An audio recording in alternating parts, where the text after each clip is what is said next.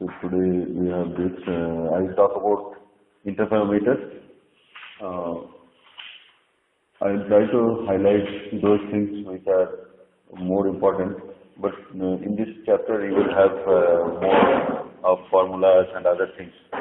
So when we, and this is a very long chapter, I have already 75 slides in this. So during the formulas I will try to make it as short as possible, whereas for other things I will try to explain. So we are here, this is our position here. So we have still so many to go. So I'll just remind you, last lecture we had come across designing concepts of single-dish radio telescopes and phased arrays. In phased arrays we have seen that they are actually additive arrays, where the voltages from each of the antennas are added and their phase difference causes a fringe pattern to come in depending on the angle of the source. But the output from the antennas are just added. In this case, in correlation, they are actually multiplied, and after multiplying, they are actually integrating it. So there is a basic difference between phased array and correlated array. And application-wise, phased arrays are used for pulsar observation, and interferometers are used for continuum and spectral line observation. In general, that is a general rule. Generally, that is done that way, but people can try new experiments and think new ways to do that. So, a majority of the radio arrays used for continuum observations are interferometer arrays. The simplest interferometer consists of two antennas. So, with two antennas, you can build an array. It can be a phased array or a interferometer array. The radio wavelengths are much larger than optical wavelengths. We shall begin here with simple optical interferometer and then extend its concept to simple radio interferometer. That is how we will build up our ideas on this one. And the radio wavelengths are much larger than optical wavelengths. The single dish radio telescopes have poor angular resolution as compared to optical telescopes. That we have seen in the Rayleigh criterion. I will browse these things again. The resolution can be increased using antenna arrays with large spacings. An optical technique called interferometry, consisting of pair of telescopes, was extended to radio for improving the resolution. This uses antenna arrays. So we will begin from basics. So this just recall the Rayleigh criterion that we showed last lecture. You have a lens here, and you have two stars separated by some angular distance, some angle between them. This is star number 1, this is star number 2 at a distance very far away. So you have parallel waves here, plane waves here. So because of these two, there will be two images formed on this plate, and there is a minimum angle between these two. If you reduce the angle between the two stars below this minimum angle, that is called the resolution, then you will not be able to distinguish the two stars, one from each other. So that is the Rayleigh criterion, and mathematically this is this one. So I will show it here. Each point star produces a point spread function. These are the point spread functions for each star. So for star number 1, you have this image, this one. This is exactly not a point image that you form, but it has a distribution like this.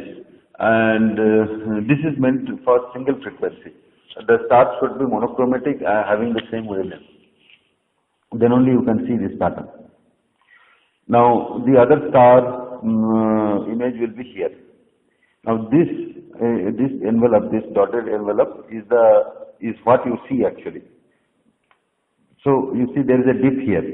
So with this dip, the decrease in intensity, you might be able to see that these two are two different points. If you bring it closer, this dip will go away and you will not be able to recognize the two stars.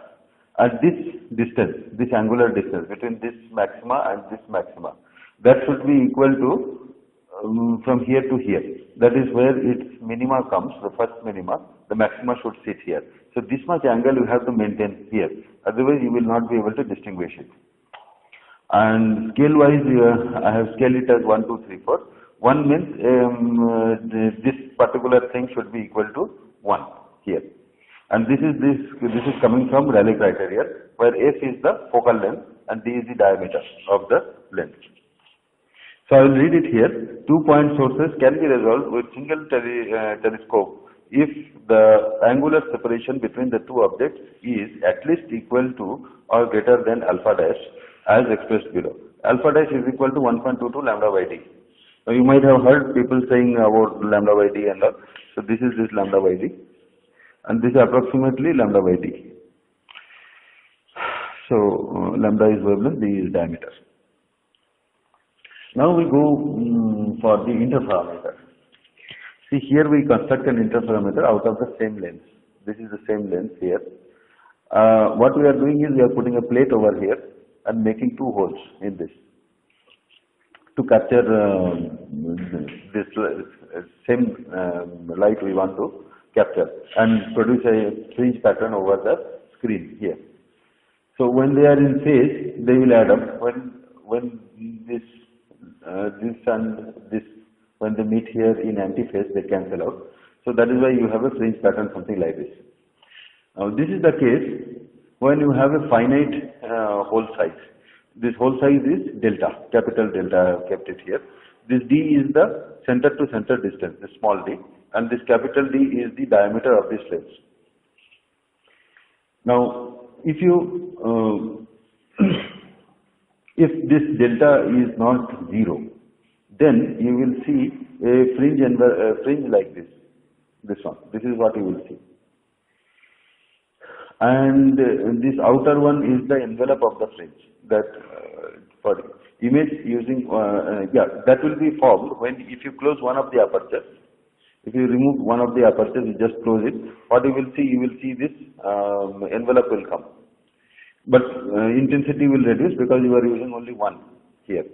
So no fringe will be there, but this envelope will be there. As soon as you open the other one, you get a fringe modulated by this envelope, and the intensity gets if the peaks will increase. If you decrease the diameter of this hole to 0, you will not get an envelope over here. You will get a simple this kind of fringe you will get. So this is for a single distant monochromatic light source. If you do it, then you will see it on the screen, a pattern like this or this, depending on the this one.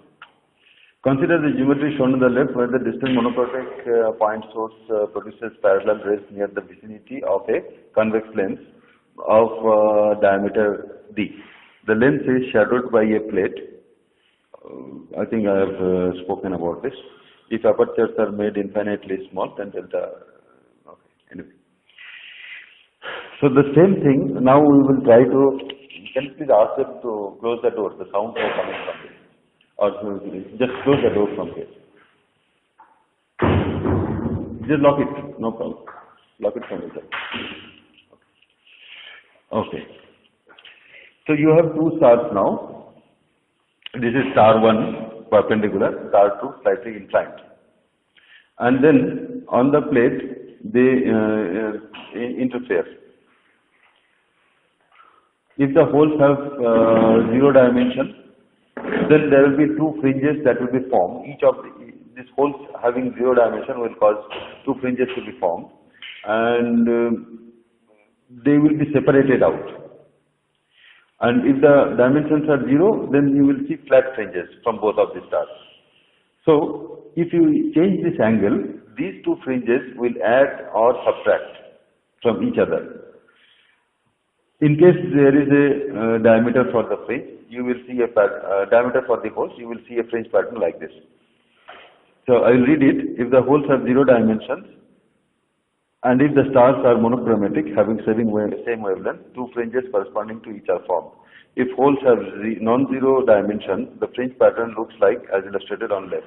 If both stars are aligned, the two fringe pattern overlaps each other and the resulting intensity is doubled. So there are two cases for this angle. If you adjust this angle such that the fringes add up, and you can adjust it so that they destroy each other. So these two conditions are given here. I will go through it systematically. The fringes cancel out if alpha is equal to alpha double dash. Alpha double dash is the resolution of interferometer, whereas alpha dash is the resolution for a telescope. Now, because the maxima of one fringe pattern coincides with the minima of the other, where okay. Now this alpha double dash is given by lambda by 2d. I have seen most of the people, they speak about lambda by small d, where d is the separation between the two antennas as the resolution of an interferometer. But if you see the text, it is written lambda by 2d, and this you can see Kitchen 1991 in that book. Astrophysical Techniques. There is a book called Astrophysical Techniques. If you see in that, he has clearly written about this. Alpha double dash is equal to lambda by 2d, not lambda by d, what most of the astronomers they talk about. Okay. So the d is the center to center distance. Now we will extend this one for the radio. The angle alpha dash is the resolution of the interferometer in radians, where lambda is the wavelength, d is the diameter, d is the center to center distance between the two holes. D and lambda should be in same units. That is understood. If alpha is increased beyond alpha double dash, the fringes reappear and disappear, and reappear and disappear, and so on. In general, the fringes are clearly visible when alpha is equal to 2n alpha double dash, where n is an integer. The fringes disappear when alpha is equal to 2n plus 1 alpha double. That is, this is, one is odd number, one is even number. These two means that.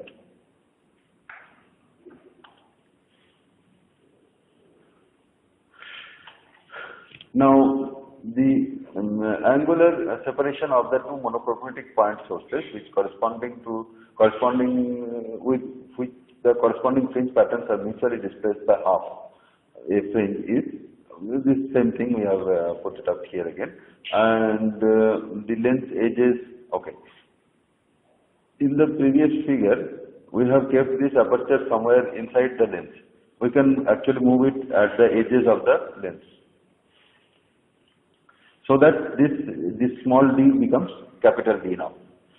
If the apertures are on the lens edges, that is d is equal to capital D, then you can modify this expression. 1 by 2, with this I have opened it out, and then 1.22 lambda by d is the Rayleigh criterion for a lens. So that if you substitute it, you will get that alpha dash in terms of alpha double dash in terms of alpha dash, that is approximately equal to half of alpha dash. So the resolution is doubled, but aperture size is reduced because you are moving to the edges. So and the holes you are making smaller. So two separate lenses. If you want to use the full area of the lens, I mean, if you want to increase to maximum, then your hole should be exactly here. In that case, the hole should have very less small dimension. So that is what it means. So that is a problem for using a single lens. So you can do it by using two separate lenses with an arrangement of mirrors to combine their outputs. Increasing the distance d of separation between the two apertures. Now you have two lenses and you can increase the distance between them. Increases the angular resolution at any particular wavelength. Instead of two lenses, you can consider two parabolic reflectors or radio antennas, you can say. In a radio interferometer, two antennas may be considered as two lenses. Hence, the resolution of a radio interferometer is also alpha double dash equal to lambda by 2d. So this is how we derive this resolution. Now we talk about visibility. This is the output of the correlator. The correlator output okay, we are going into that. So the fringe pattern can be seen as long as the contrast between the bright and dark areas of the fringe are good. If this point and this point are well separated in intensity, I mean to say that if this and the ratio of this and this is high, then you will be able to see a pattern like this. If the more these two are close to each other, it will become flat. So that means if you are able to calculate the contrast means dark to bright areas, that ratio. If you have more contrast, then the fringe will be more visible. So visibility is related to that. Visibility is something with which you will be able to see the fringe. And visibility varies from 0 to 1. In radio, we use visibility as a complex number, not as a real number. So in radio, we take the modulus of the radio visibility is equal to maximum intensity minus minimum intensity divided by maximum intensity plus minimum intensity. Maximum intensity, this is minimum intensity. Now intensity, if you remember, that is radians or flux density, or somewhere we have used in brightness. If you remember, intensity is E into E star, where E is the electric field. So intensity should be a real quantity. So if you in many books you will see that visibility is simply written like this. If you put it, then the visibility will no more appear as a complex number. So therefore, it is better to take the modulus of visibility when we go for radio.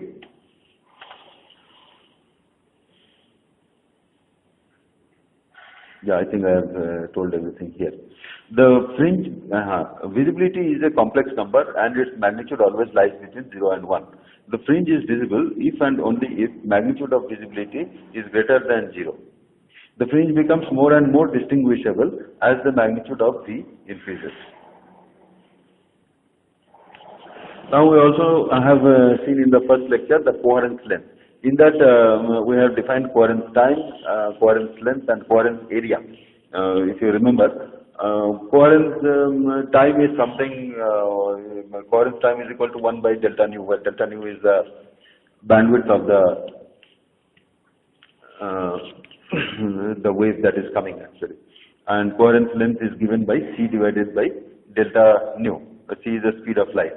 Now this term nr is put up here. You can use in other expressions of time and area of coherence, where nr is the refractive index of the medium.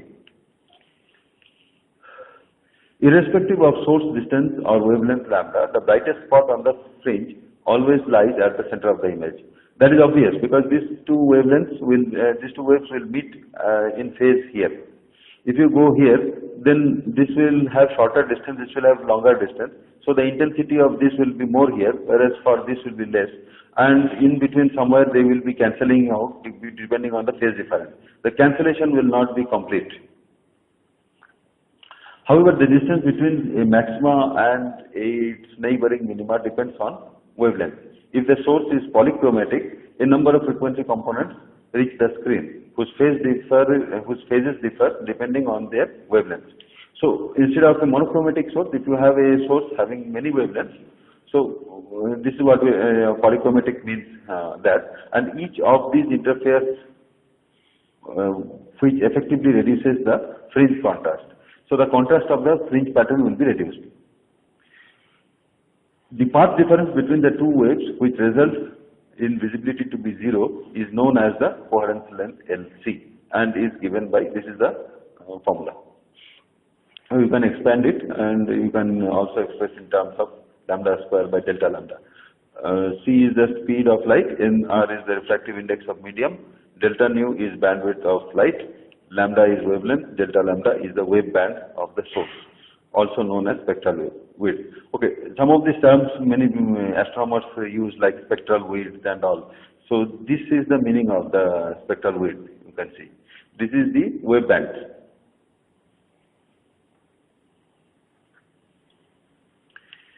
Now we go for a additive radio interferometer. So here there are two antennas. We are in the east-west line. We have two antennas, M and N, let us say. This is the east, this is the west. The radio star will move like this. And we are adding the voltages of these two using an adder. This output Vi theta is a function of theta. Theta is this one. That is the direction of the source from the zenith. This is the zenith. So with respect to the theta. So when the source is exactly here, you will see that theta is equal to 0 and there will be no phase difference between the two waves. We have also kept the dishes as vertical. Vertical means we are not steering the dish. There are side lobes. So from when it is here, the source is here, it will enter through the side lobes of the dish. When it is here, it will enter through the main lobe. So we have kept it straight. And we want to see what is the output of this one. And you can see that this length, this d sine theta, that will create a delay between the wavefront. The wavefront will first reach this antenna and then after traveling here it will reach this antenna. So naturally there will be a phase difference between this and this. So two antennas having identical characteristics are separated by distance d. This is the separation distance d and located near the equator along the east-west line. The main beams are towards zenith. This is what I said.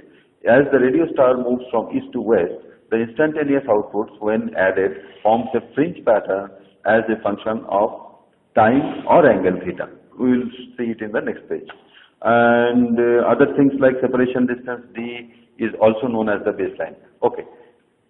This kind of interferometer or any interferometer, the separation distance between the two antennas is known as the baseline. And the baseline can be described in absolute distance or in terms of relative distance or spatial frequency. In terms of wavelength lambda, the baseline is d lambda is equal to d by lambda. It resembles to a two-element grating array. We have seen the grating array. Here we have a two-element grating array. And if the star is on the eastern sky, the wavefront first reach the east antenna, and after a time delay tau, tau is related to this one. You have to relate it with the speed of light, and then you can calculate what is tau. Tau is in time, in seconds. Yeah, here it is. Tau is equal to d sin theta divided by c. And the other output voltage is a function of theta. Okay. Now you will see what happens. This is what you will get at the output. See, from this is towards the east and this is towards the west. So when the source is towards the east, when it is here, the inputs will be coming to the antenna through these side lobes. So here also it will enter through the side lobes. So naturally their weightage will be less.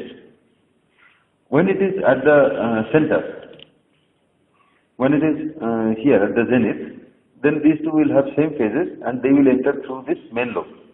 When they enter through this main lobe, you will see this. This is the fringe pattern actually. This is what the fringe pattern it is. And this one is the pattern of the antenna. This one. So what is happening is the antenna pattern is modulating the fringe pattern. That is what it means. If you use a tracking antenna, then things will be different. Fringe will be there, but this envelope will be a constant at that time, because you will always let the waves to enter through the main lobe. This is just experimental to see what happens actually. In olden days people had done this experiment and they have found it. This is just a pseudo kind of thing. And also you see that the distance from one point to another, one minima to another, let us say, is not the same in all cases. This has to be like this. So this and this is increasing. Again between this and this, you see it is still increasing. In this side also it is like this. Whereas when you reach the center, you will see that it is minimum. So when the source rises, tau is positive maximum. When the source rises, tau is positive maximum. Okay. When the source is exactly horizontally on this side, then the time difference will be maximum. When it is at center, the time difference between these two will be 0, and when it is on this side, again it will be negative maximum. That is, this wave will come here and reach here. This is negative maximum when source is at zenith, tau is equal to 0. And Pn, if you remember, that is the normalized antenna pattern, normalized power pattern of the antennas, and Pi theta n we have described here as normalized power output of the adder. So this is Pn and this is Pi theta n. Okay. Antenna beam pattern scale the incoming signals. Adder, this is the description what I gave. Let me see if I have missed out anything.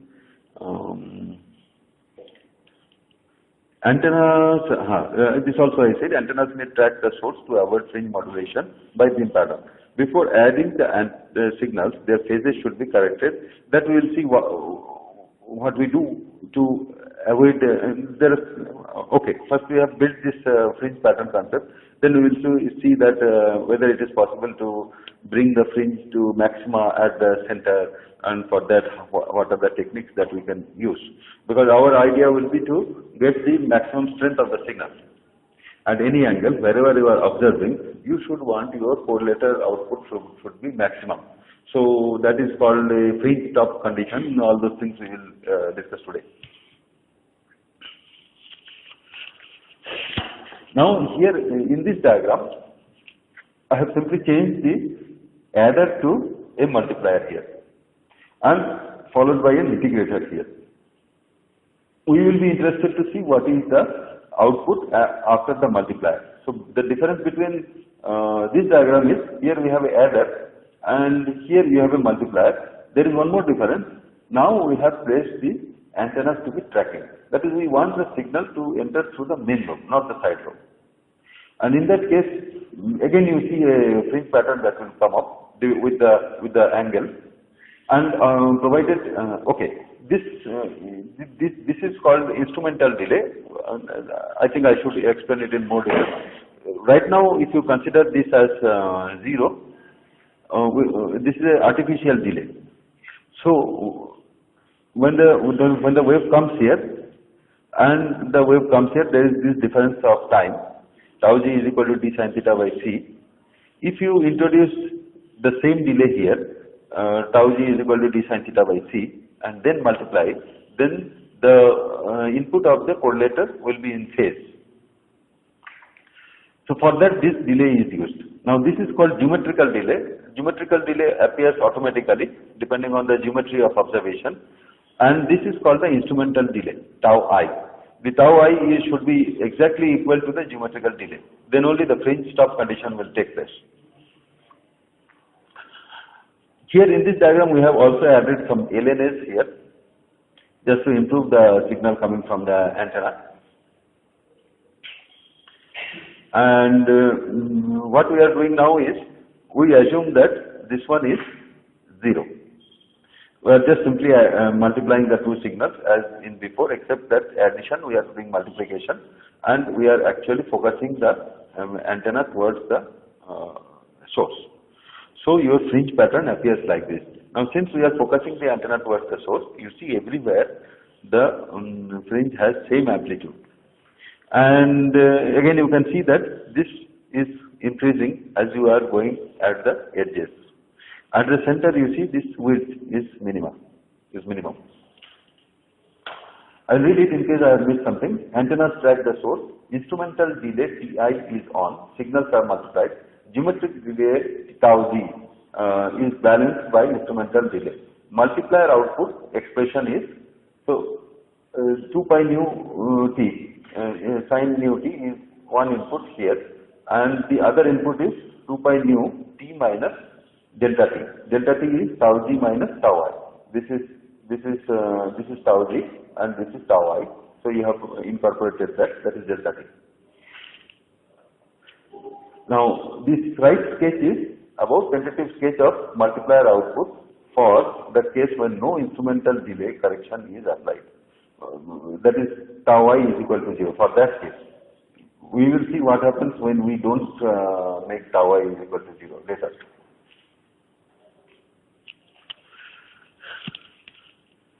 This is the same diagram. Now we have to do some manipulations, not manipulation, mathematical manipulations, little bit.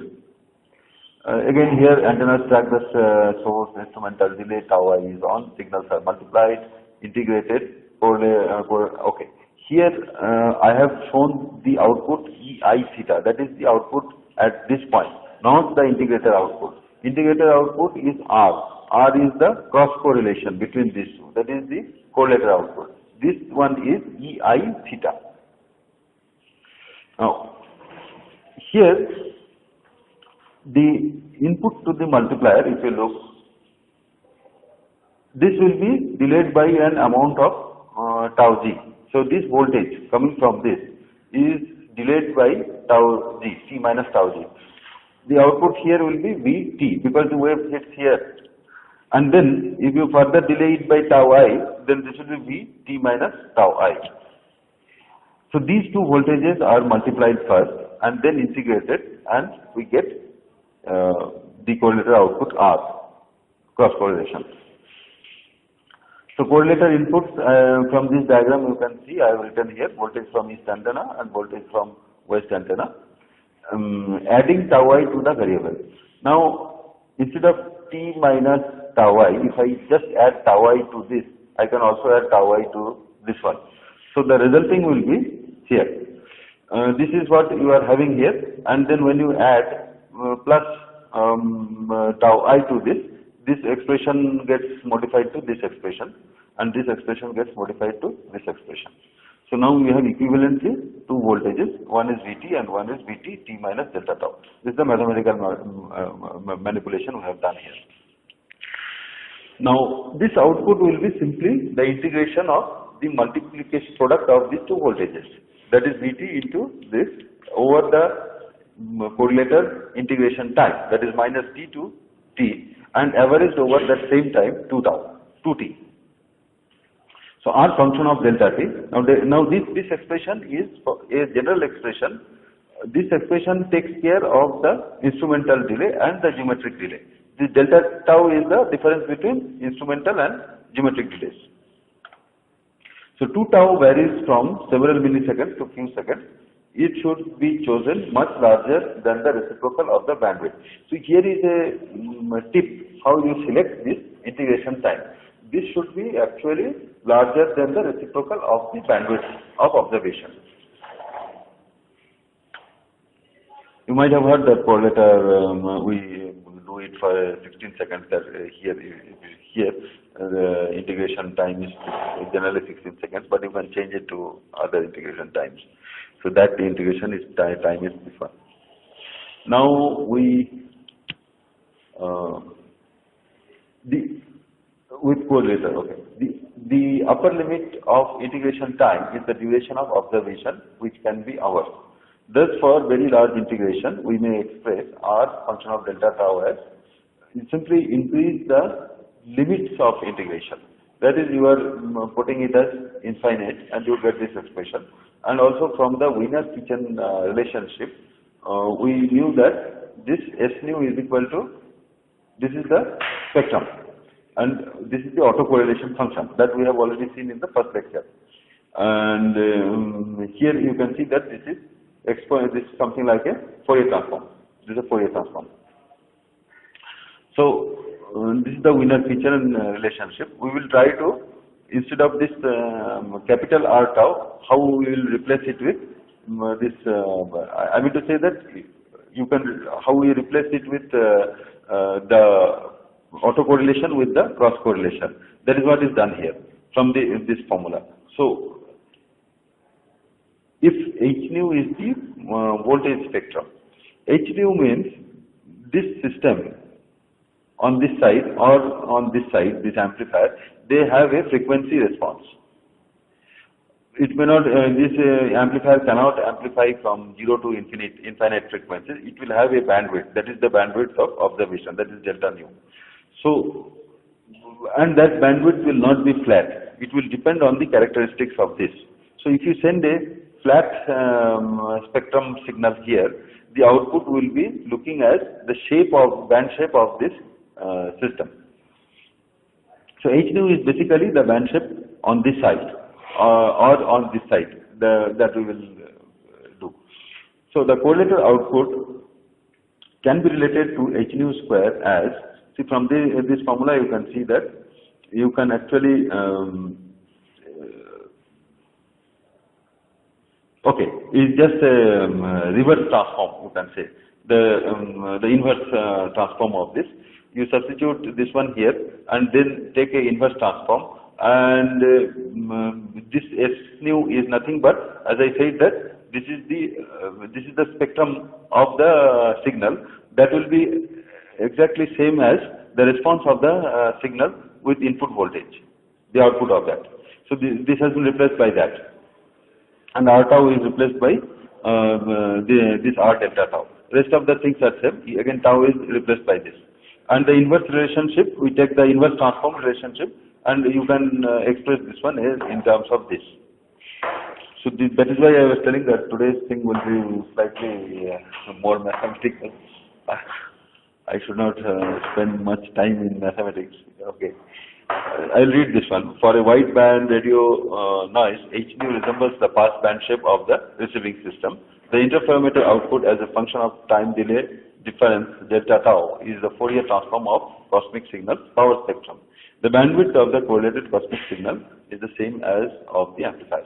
So this is very important. Interferometer output as a function of time delay difference delta tau is the Fourier transform of the cosmic signal power spectrum. So this is derived from this Wiener-Kitchen relationship. Okay. Now we come to the term called fringe stopping. Let the antennas be tracking its source. Propagation delay, as you have seen, is this one, and it keeps changing with arc rotation. If we compensate the geometrical delay by equal amount of instrumental delay tau I, such that delta t is equal to 0, then signals entering the correlator are in phase. We understood this one. And interferometer output also will peak because they are in phase. This point of observation on the sky is called the fringe stopping center. So for a particular, see the antenna beam width will be, antenna will have a finite beam width. It will not be 0 that it is pointing to a point. It will point to a circular kind of thing which has a center. That center is this fringe stopping center where the peak of the antenna looks. And for that center, you will make the delays to be equal and opposite so that you get the maximum response of that. That is what it means. And that point, when you are compensating this one, that point is called the fringe stopping center. Propagation of geometric delay tau g d sin theta keeps changing with time. It is possible. Yes, exactly. I'm sorry. This should be d sin theta by c. You are right. I missed this one. I have to correct it. It is possible to evaluate the time rate of change of tau g. If we do not compensate tau g with tau I, the fringe output will vary with time. The frequency is called the fringe frequency. Okay. If you don't change the see this delta t will also change with time. You have to change this with time because for every angle the time delay will change because d sin theta by c, that will be changing for every angle theta. So you have to keep changing this delta t. The frequency is called the fringe frequency. Now, if you don't change this one, you will get a variation of this phase, and that is called the fringe frequency. So it is expressed as dw by dt, where w belongs to the UVW coordinate. If you remember, UV is the aperture plane and W points to the source. The frequency is called fringe frequency. Please note that new fringe gets new underscore fringe gets scaled with the type of correlator receiving system used. Okay. It also depends on what type of receiver you use. What I mean to say is that you may use a simple RF receiver where you don't have LOs, you may use a system with one LO, you may use a system with multiple LOs. So for each of these cases, the fringe frequency will change, and it will change because the point where you are applying the delay, that will be changing for different receivers. We will see all those things. For example, the correlator system may be heterodyne type with variants like lower sideband, upper sideband, double sideband, etc. For a correlator system without any IF conversion, the fringe frequency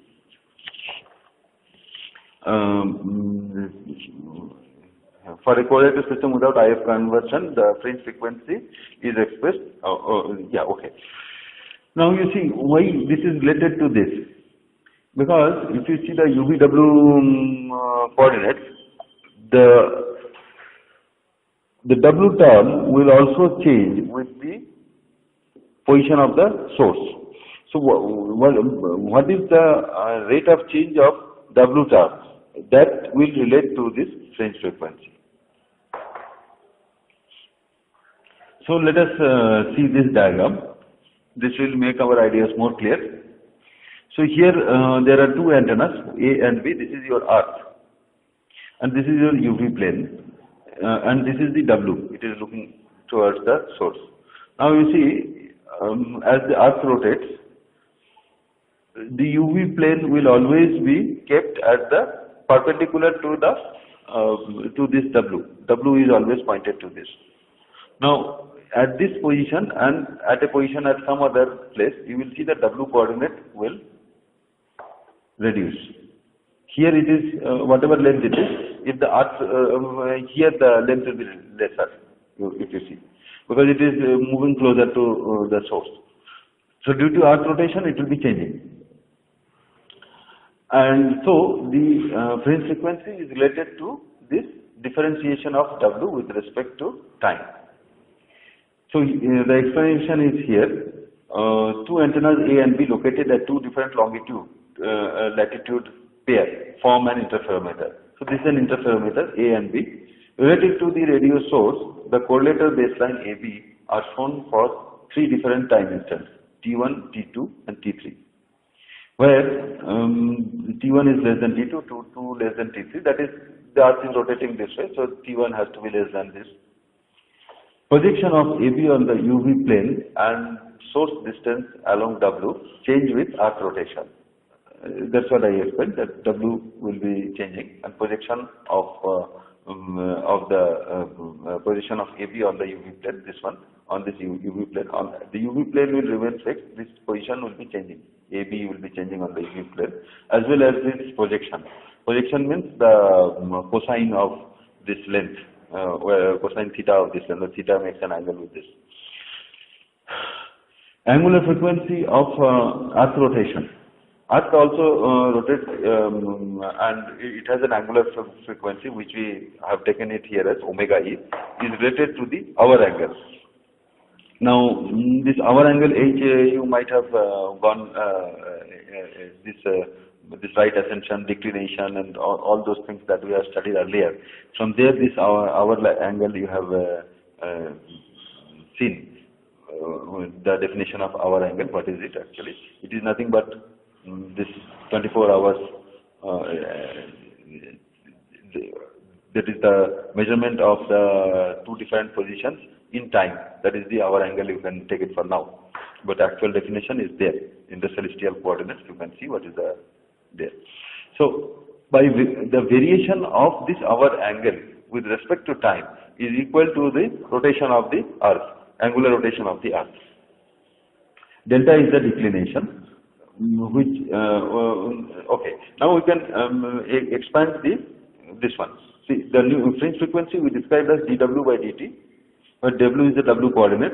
Then you again put these two here, multiply and divide by dH by dH, and then this term remains as it is here, whereas dH by dt is equal to omega E, and then dW by dH, that is equal to the U coordinate of this. So this turns out to be, the fringe frequency turns out to be minus omega E U cos delta. In a RF correlator, W is equal to C tau G, hence d tau G by dt is equal to, you are simply expressing it in other terms, and you can express it in terms of omega E and declination angle delta and U coordinate divided by the speed of light.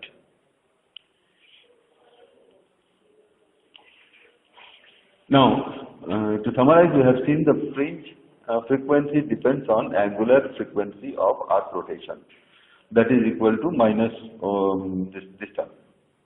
Geometrical delay continuously changes with Earth rotation, so we also find that this is the rate of change of the geometrical delay with time. So this is related here. So therefore, interferometers cancel the geometric delay tau G with equal amount of instrumental delay tau I to remove the effect of Earth rotation. I may be telling the same thing again and again in different ways, but this is the basic concept of delay correction. So in other words, interferometers should achieve the fringe stop condition.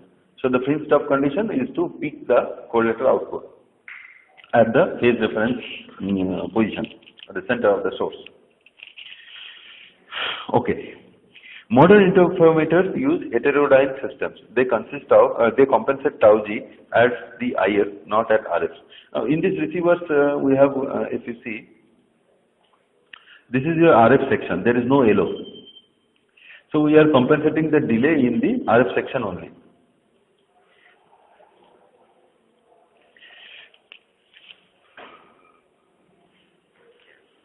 They compensate the compensated IF. So modern interferometers use IF systems and they compensate delay in IF. Hence visibility in any direction other than the fringe stop center changes slowly due to the rotation of the baseline with respect to the source. So this you will understand when you see more about this in the formulas. What it is telling is, in the fringe stop center, there the delay will, that will peak, there will be peak. But from the sides, because the beam of the antenna, that is non-zero, and the other portion other than the center, there will be side shift of variation with time. There will be variation with time of the output at those places. So when you do it in IF, not at RF. In RF, everything will go off. Integration time constant should be short enough to observe these variations. If delay is compensated in RF stage, fringe stopping is possible in any direction. That is what it means actually. But if you have a RF receiver where you have built a correlator, so once you stop the fringe with providing instrumental delay equal to the geometric delay, then irrespective of any point on the beam of the antenna, all will be having the same magnitude. Whereas if you use the compensation in a IF or heterodyne receiver, there you will see for the center of that, it will be, there will be no movement, but on other points there will be movement. That is what it means. Okay. Now we go to the Gaussian passband response. So this is a Gaussian curve, you can see this one. This is just a passband of the system. We will start with Gaussian. So this is maximum and this is half. So this is your bandwidth at half maxima or whatever you say. This is the bandwidth, this 3 dB bandwidth. Since this curve is Gaussian, you can express it here. Yeah, it is seen actually. It can be seen. So this is the Gaussian curve. I multiplied with this amplitude here, and this one is nu c. That is the cutoff frequency here, and minus nu c on this side. This you can express it in this form. And from this curve, you can actually calculate this one, this 3 dB bandwidth. That is equal to, you can try this one. I tried it, I saw it is okay, and so I have put it here. Maybe you can also try this. So the response of a system means, what I mean is this one. I'm talking about this. This is the I will be talking about bandwidth for this one. So I'm assuming the bandwidth of that is like this, and h nu is the frequency.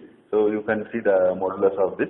This is a Gaussian function. You can see this will give you the left side of this, and maybe left or right. I have to see actually. But in any case, you see these two are two Gaussian curves. They are doing it for one side and other side. So it maps it. So this is the response. This entire curve is put it in this mathematical form. And we also have seen that the R function of tau g minus tau I is equal to this one. That's the Wiener-Kitchen theorem. From there we found this one. And then now we substitute this one with this. And what we get a simpler expression. This is what we get. This is, note that this is the response of the correlated response of the Gaussian system. If you have a Gaussian system type, then this is what you will get, and that too for a, okay, let us assume it is for a Gaussian system.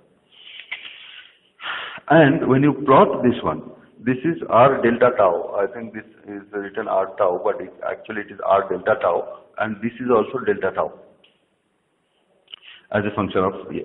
So what you will see is, you will see an envelope like this. This envelope is a Gaussian envelope.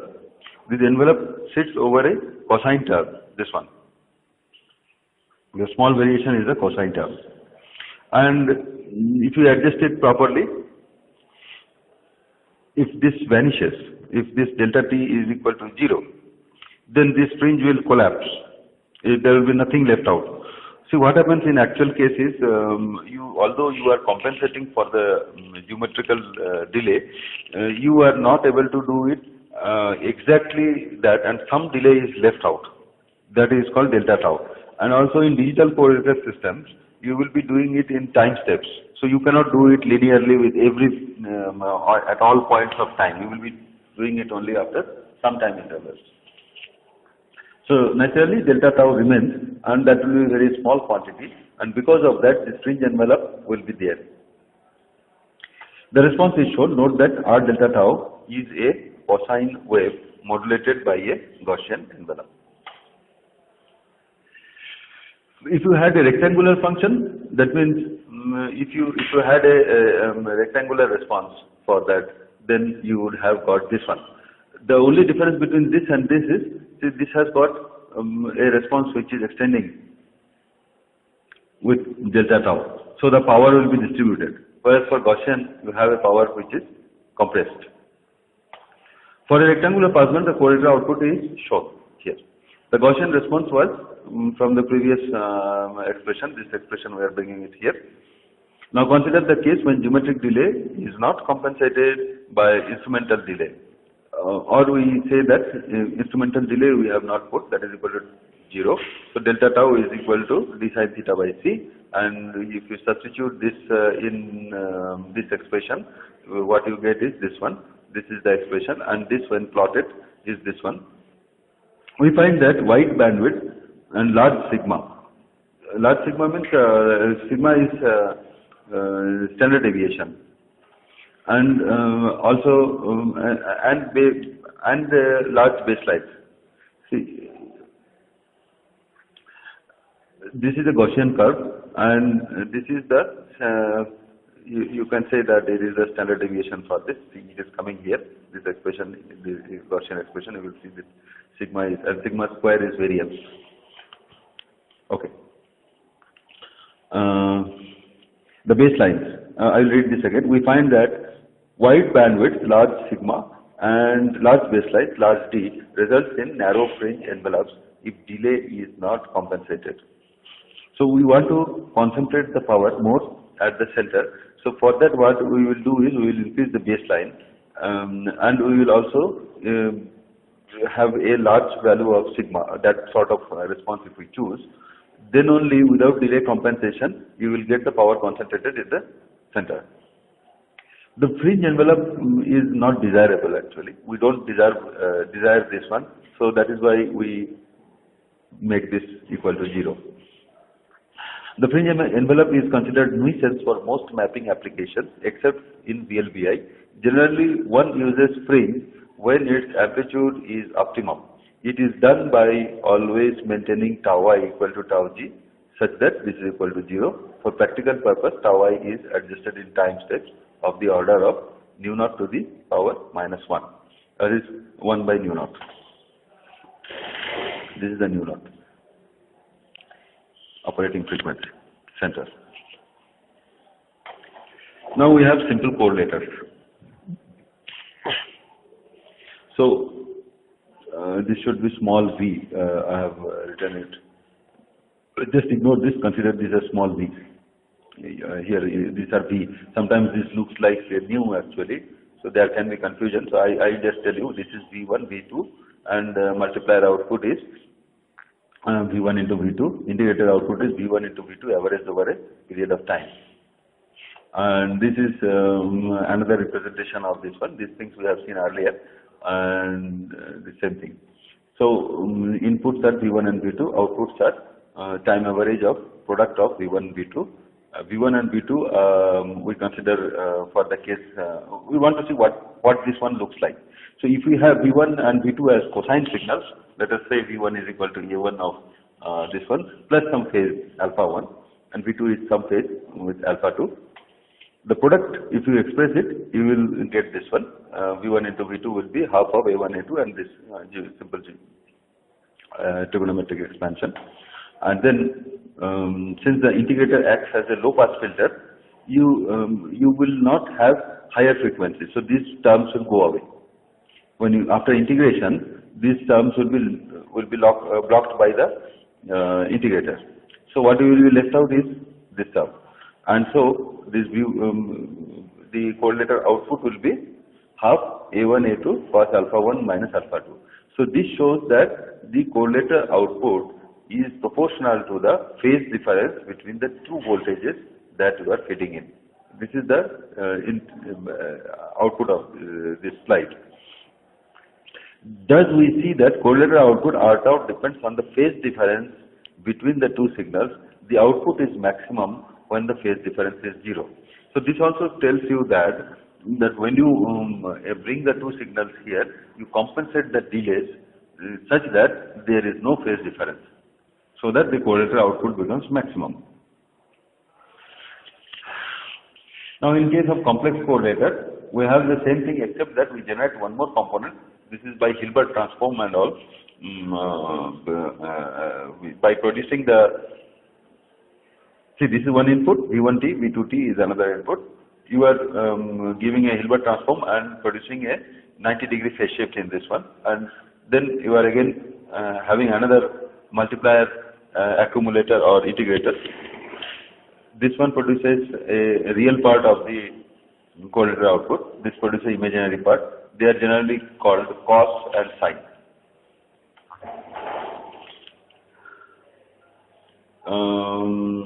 Okay, here we have put V1 as exponential of, again the same thing. This instead of cosine wave, I have put exponential of this. This has a phase alpha 1, this has a phase alpha 2, and then the actual output should be actually the complex conjugate you have to take here, because I have used exponential term. So you take the conjugate of that, and then when you simplify it, it will come in this term. So the final output will be like this. This is the real part and this is the imaginary part. So the correlator should produce an output. This cos part will consist of this one, and the sine part will consist of this one. This is a basic understanding of a complex correlator. The real output cos depends only on the phase difference. The imaginary output sine also depends on phase difference, but has an added phase difference of pi by 2 that J term is giving you. Complex correlators gives information about both amplitude and phase. Since both channels are independent of each other, noise immunity of a complex correlator is √2 times better. I think this you have understood. Both channels are independent of each other. So this one will have its own noise, this one will have its own noise. So if you take the final output, since this noise and this noise are not related, they will, the overall output by combination will have a noise response √2 times better than any individual one.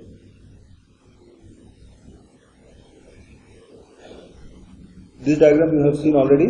This is a correlator array with 4 antennas. So you have 4 antennas like this. These are the geometrical instrumental delays you are providing here. This is the wave fronts reaching on this antenna.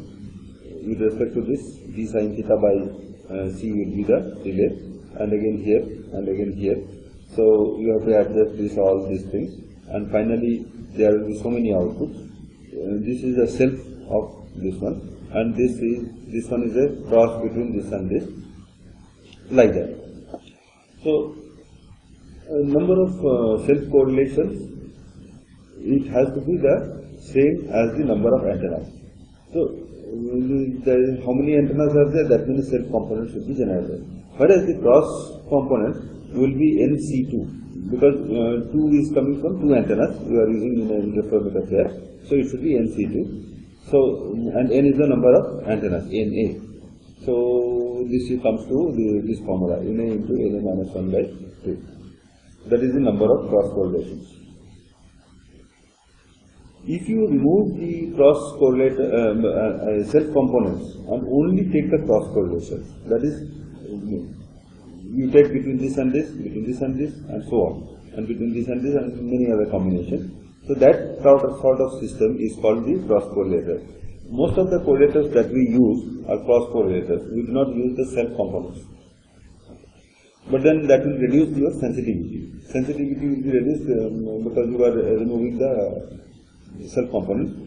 But how much it will reduce?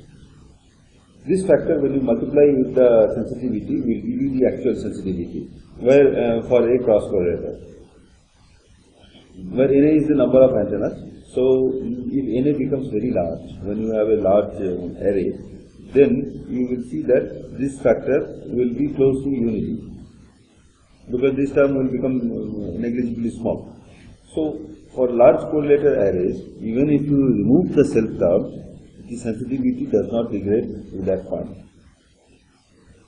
The loss becomes negligible if NA is much greater than 1. Thus, for large array, radio maps can be constructed from cross terms alone without degrading the self term.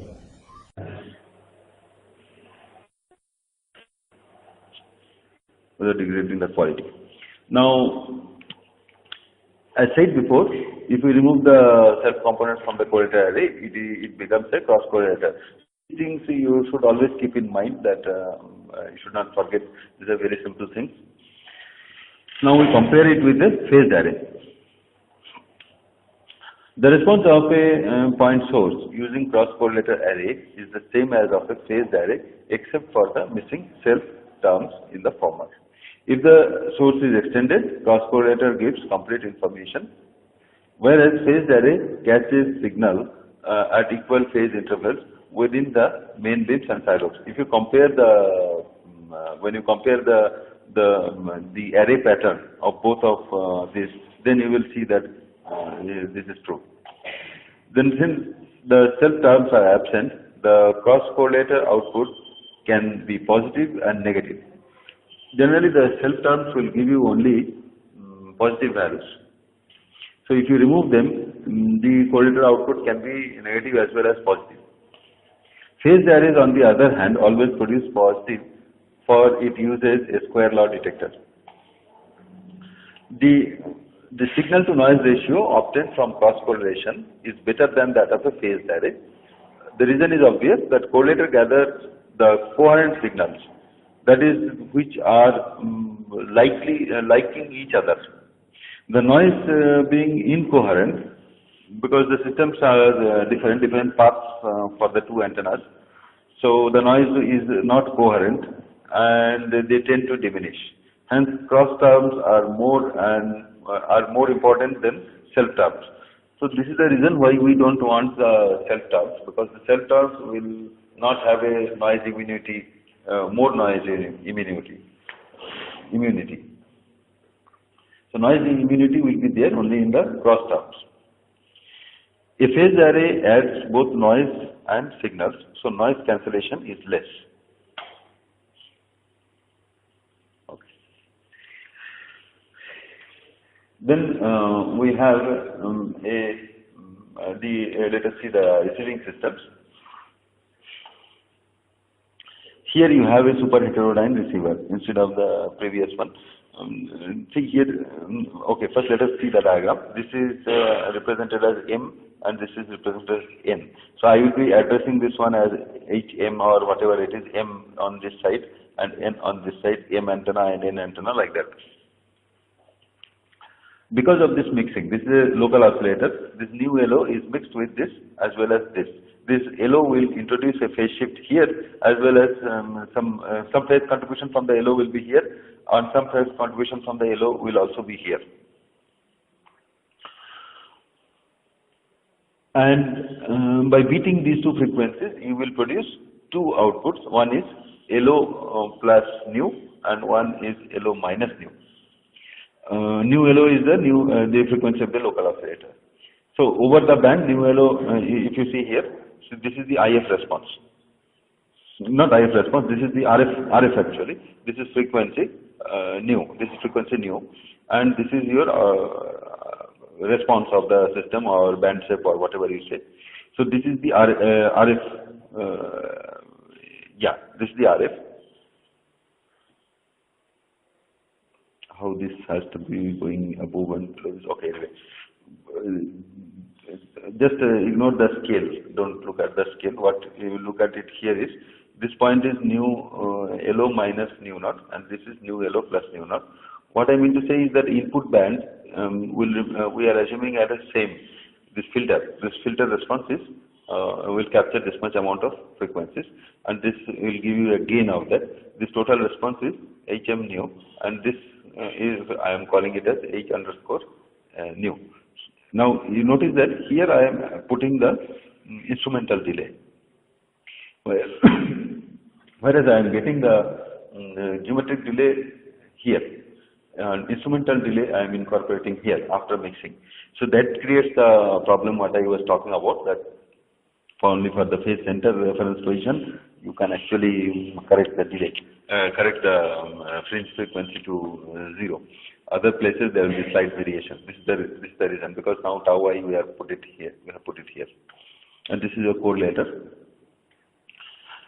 So this is your upper sideband and this is your lower sideband. The bandwidths are same as of the input. A heterodyne correlator receiving system using two antenna as of an array. The geometric delay tau G is nullified by the instrument delay tau I continuously while tracking the source. HM, nu and HN nu are the overall band pass characteristics of the amplifiers and filters in the signal path. So lift is the band pass characteristics of the input signal and the mixer output with reference to the LO frequency, nu LO, and input center frequency, nu naught.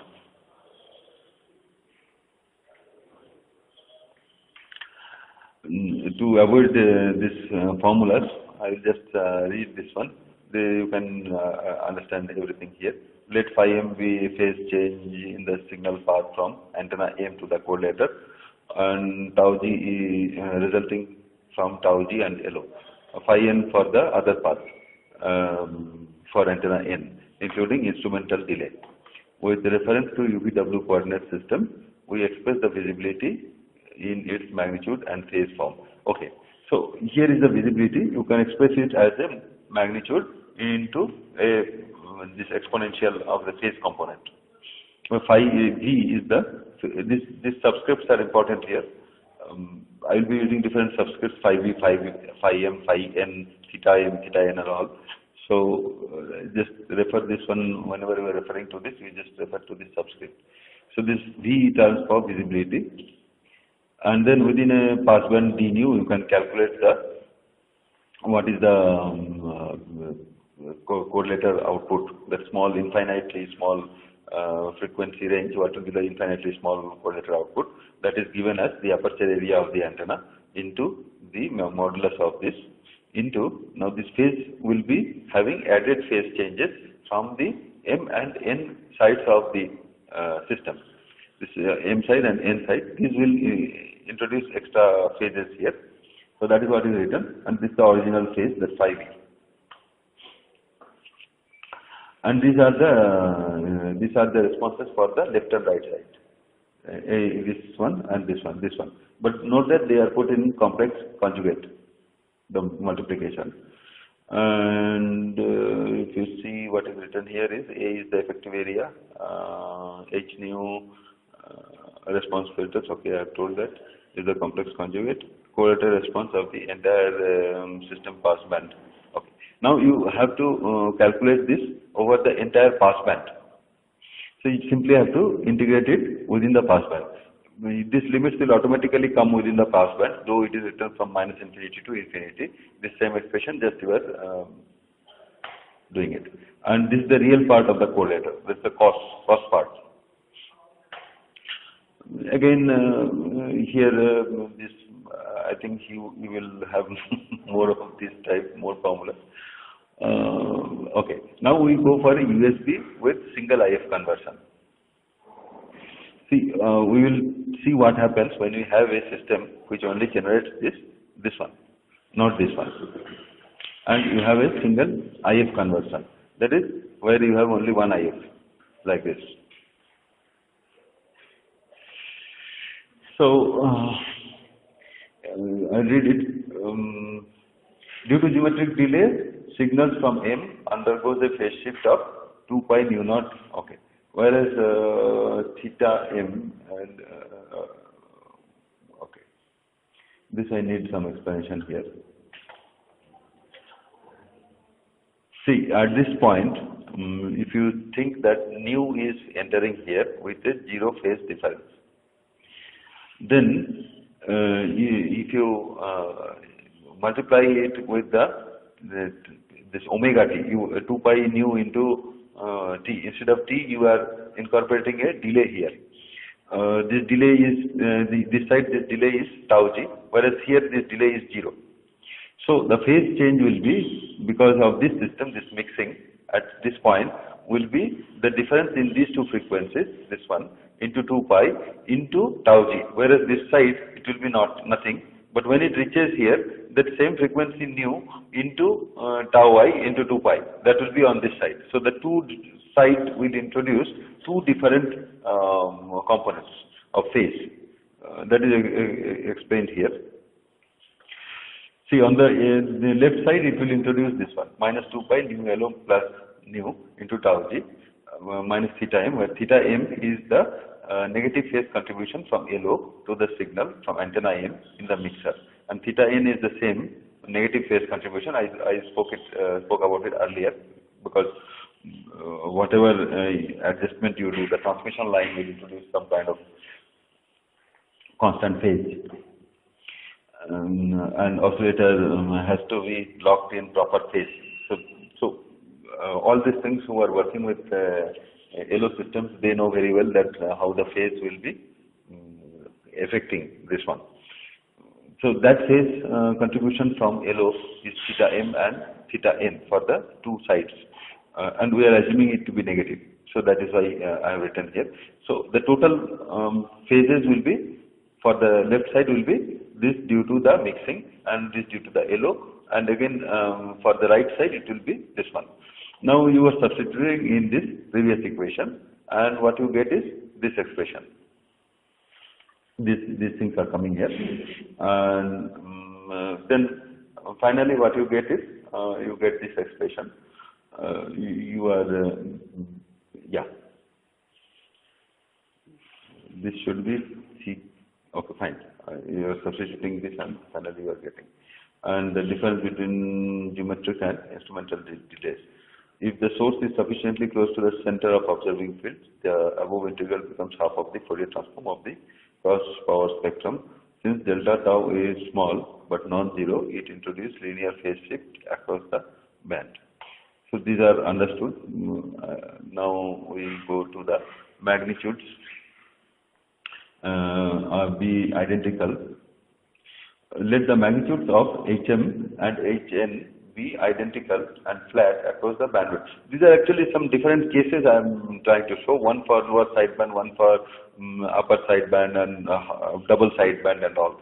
So you can go through this. I don't have to explain much here, except that where I find that it is important, I am explaining, like why the phases will be different when you are mixing it there. So that was the reason for this. Here you can, this is a flat response, so H0 over the passband and 0 over the, that is it, delta IF by nu, it should be flat, and here it is 0, other side. This strikes a rectangular kind of thing.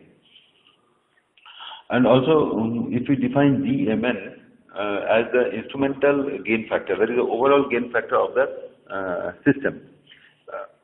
So that is why you have used M and N here, excluding the contribution from the LO. This is the contribution only from the system, and this phi G is the phase that is contributed by the system. System means both M path and N path, left and right. So where phi G is the phase difference between the two signal paths produced by the filter amplifier combinations, excluding LO phase contributions. These will be added separately whenever required. So for a non-zero delta tau, these are the cases. When it is non-zero, then when you substitute it, this is the expression you get, and when you're substituting in the other expression, you will get this response of RUSP.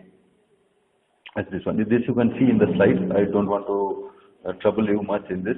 You can have a look at the slides, you will understand everything. And this is the same expression from the last slide, this one, we are bringing it here. And then 2 pi nu naught tau 0 time, yeah, this is important. This page is important because these are the, what we understand from there. See, in this expression 2 pi nu naught tau g term inside the cosine function, this one, this term, 2 pi, this particular term, produces a quasi-sinusoidal variation of RUSP. So the fringe pattern will be affected by this one. This will produce a quasi-sinusoidal variation at this frequency. Variation of RUSP with the motion of the source as the source moves. And the overall phase depends on the phase response of the signal channels, delay error. Delay error means this, ideally this should be 0, but it is not. Then phase of the visibility function and relative phases of the LO signals.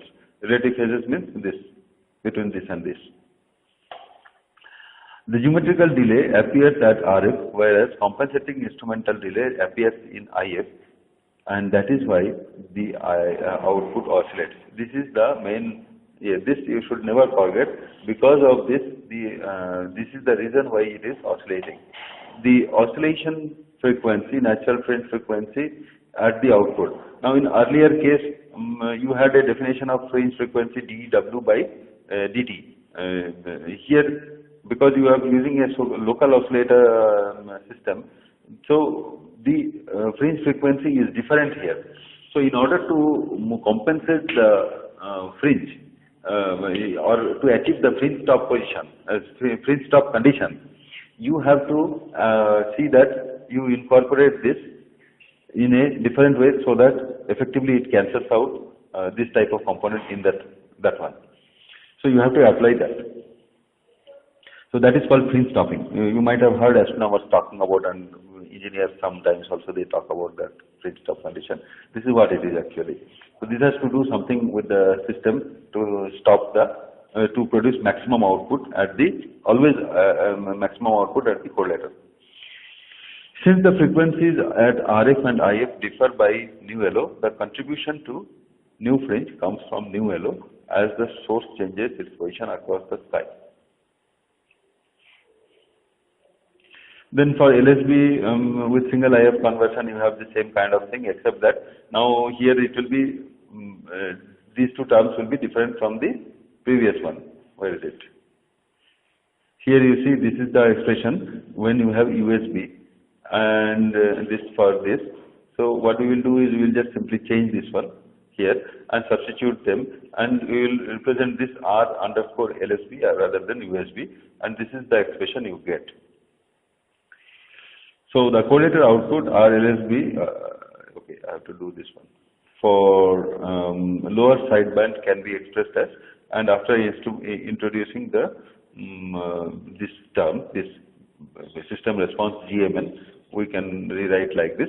So you can see that this term is there, theta m minus theta n, this local oscillators thing, and this is also there. So,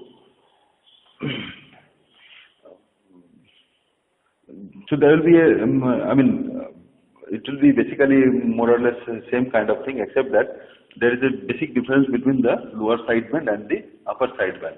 In the lower sideband, if you do a mixing, you will see the spectrum will flip. Flipping of the spectrum, I don't know whether you know that one. That is the spectrum appearing, the original signal may be having higher frequencies that will get shifted to the lower side. They will become lower, lesser. That is because you are subtracting the frequencies, so it will go to the. But then, if you do 2 times of LO conversions and in the lower sideband, so you will see that it is corrected. It will again flip. That is the basic. Whereas on the upper sideband, it always remains the highest frequency also remains highest in the upper sideband. The input RF frequency, which is the highest at the output of the upper sideband, will also remain at the highest position or in the frequency scale. That is not happening in the lower sideband. It will be flipping every time. So in many, it may be sometimes advantageous to up or down convert signals more than once. This is for multiple IF conversions. These are done at several stages of the receiving system using different mixers and LO combinations. For a once down converted signal, the LSB spectrum gets flipped. This is the flipping I was talking about. Frequencies at lower end of RF appear at the higher end of IF. If frequencies at the lower end of RF appear at the higher end of RF, that is their axis, frequency axis will be just opposite. If the down conversion is done once again, the spectrum flips back in the second IF. Hence, if the number of down conversions are odd, the final IF has a reverse spectrum. That is the reason why we have written R even and R odd for the LSB correlated output, the same expression. Again, we have defined here same thing, but here note that the thetas we have changed by sigma, and this new we have changed by sigma LO. So sigma LO is there are several local oscillators now, and this is their total contribution, and this is the total contribution of this phase contribution from the LOs for the 2 different paths. So the expressions remain similar, except that these values will be changing. Represent this new sigma LO represents the sum of local oscillator frequencies. Theta sigma m and theta sigma n are respectively the combined phases resulting from LOs from paths m and n. So R even LSB is the for down conversions or for 1 local oscillator or 3 local oscillators or 5 local oscillators or 7 local oscillators is this one, this R odd. Even is for 2 local oscillators, 4 local oscillators, 6 local oscillators, and so on. That many mixings. So again, the same thing I have written here. This nothing much different. Okay. Now we have seen what will be the response of that. Depending on these formulas, the contributions coming from tau g, we have to apply a negative of this to nullify the fringe oscillations. So that is what we are explaining. That is why first we go for the single sideband correlators. And the basics we recall fringe stopping in the interferometer. Okay. First we recall the basis of fringe stopping in an interferometer which does not do IF conversion. The antennas are tracking a radio source. Propagation delay keeps changing with earth rotation. Compensate geometric delay by equal amount of instrumental delay so that this is 0, and hence signal entering the correlator are in phase. This is the idea. The interferometer will thus produce a peak output. This point of observation in the sky is the fringe stopping center. For a heterodyne system, we saw that correlator also produces natural fringe frequency. To stop this fringe oscillation, a continuous phase change is applied to one of the LO. So you can see this one here. See, these are the expressions that we got. And now fringe oscillations can be eliminated by varying this component at the rate which maintains a constant modulo 2 pi of the term, this one. So if you keep this term always fixed by varying this one, so this entire term you can keep it fixed actually. If you make some changes in that so that the total is fixed, then that fringe frequency will vanish from there. That is what it means here. A constant modulo 2 pi term of this one. This one remains same because this is not dependent on the angle of the source, but these two actually depend on the local oscillator, and this depends on the angle of the source. So between this and this you have to make a fight, and so that this comes to this always maintains a modulus of 2 pi. This is achieved either by adding this term to theta m, or by subtracting from theta n. Either of this, so this will go to this will nullify that. Then complex correlators are preferred in fringe stopping since they produce real and imaginary parts. Cos output are real and sine output are imaginary, are respectively given under fringe stop conditions. Under fringe stop condition, this is simple. It's for real and imaginary. Mathematically, two conditions are maintained. Delta tau is equal to 0, and this particular term, this one, this and this has to be 0. Hence, correlator outputs respectively represent the real and imaginary parts of this GMN into the visibility, the system response into visibility. Okay. Let me see how many are there. Oh, we are almost there. Okay. So this again, this is the spectrum of input, and this is nu naught is equal to 1.5 nu IF. This is for a special case actually.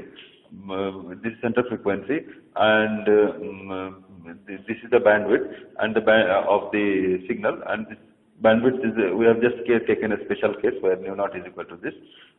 In the details of this things you can see it in Thompson's book. It is there, not as elaborately illustratively he has put, but he has put these things actually.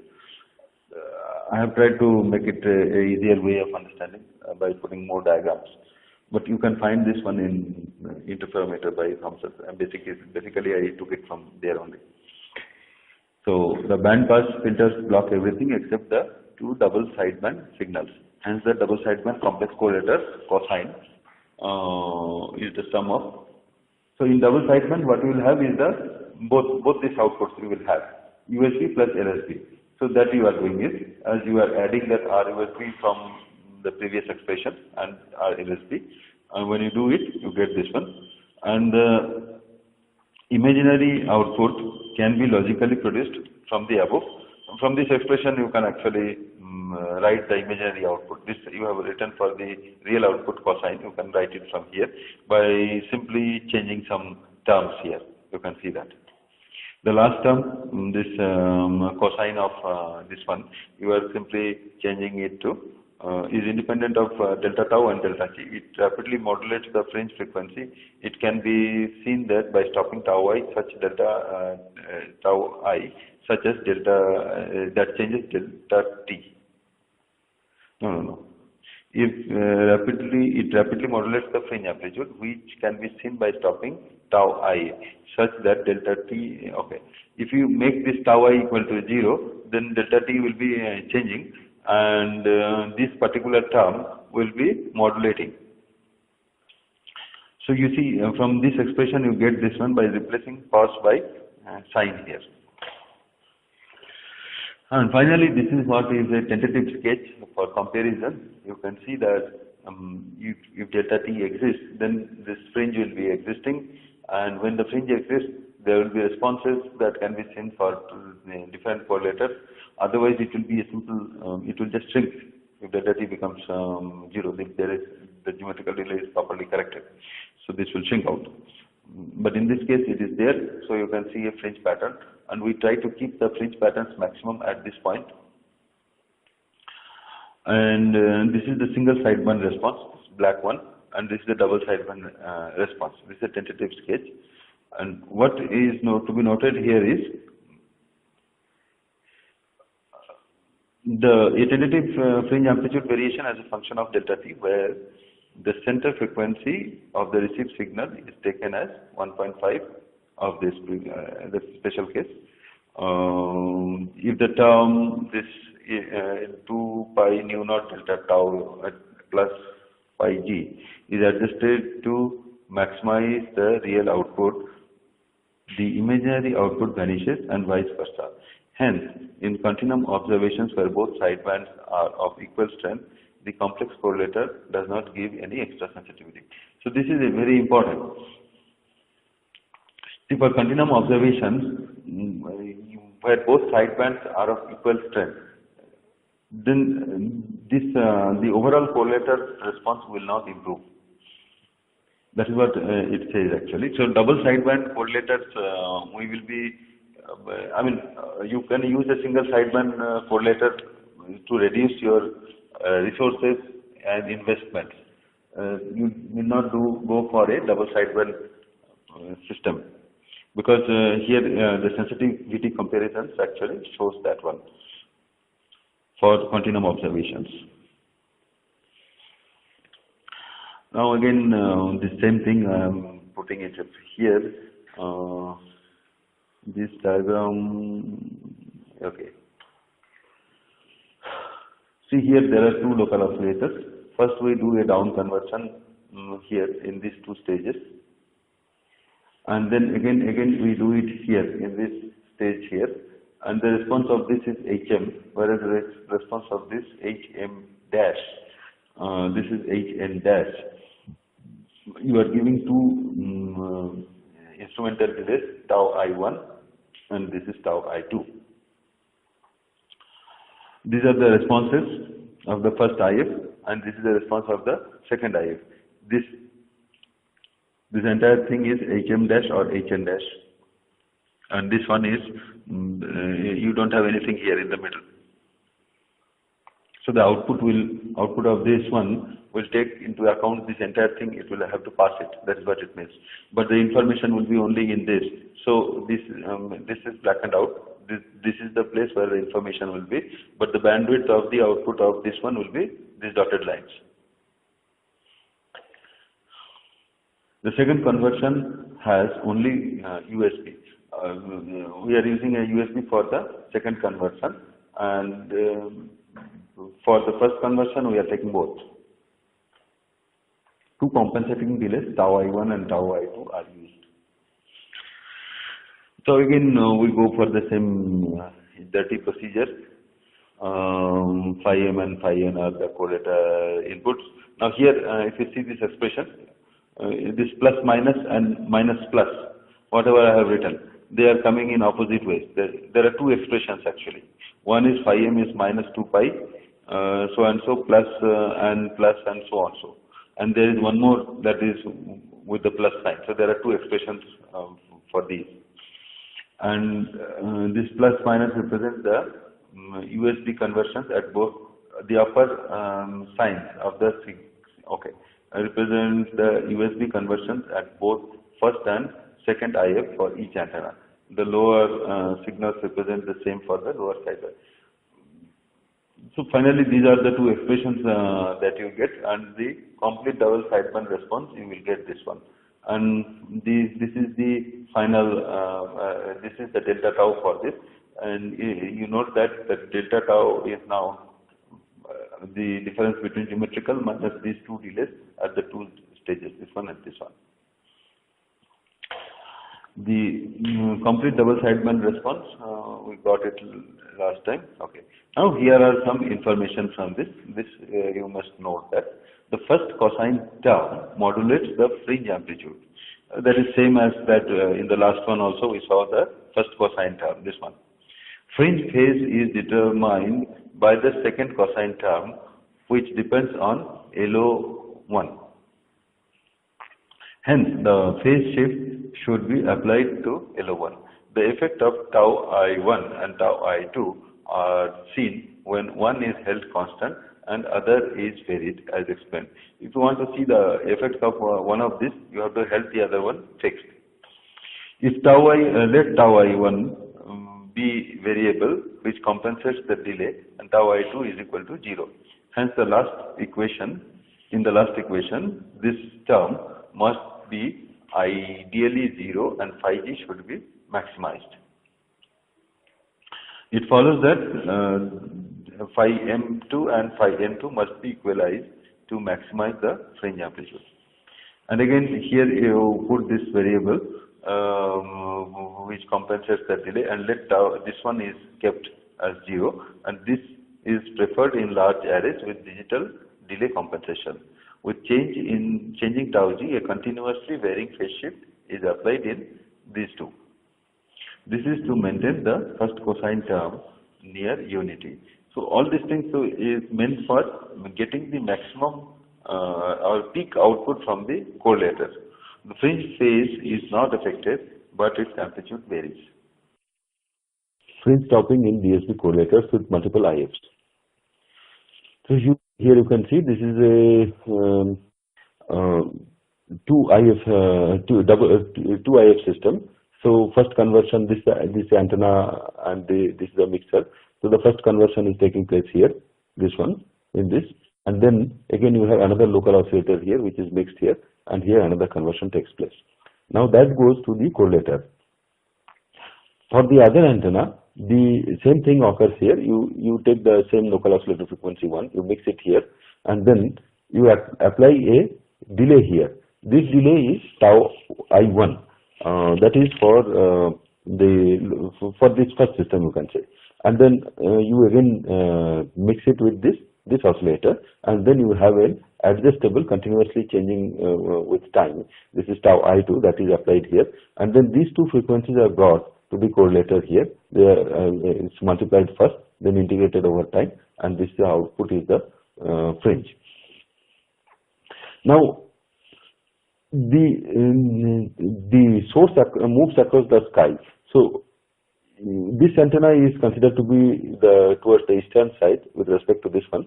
So the wavefront first reaches this antenna here, and then after a time delay of d sin theta by c, this same wavefront will be coming down here.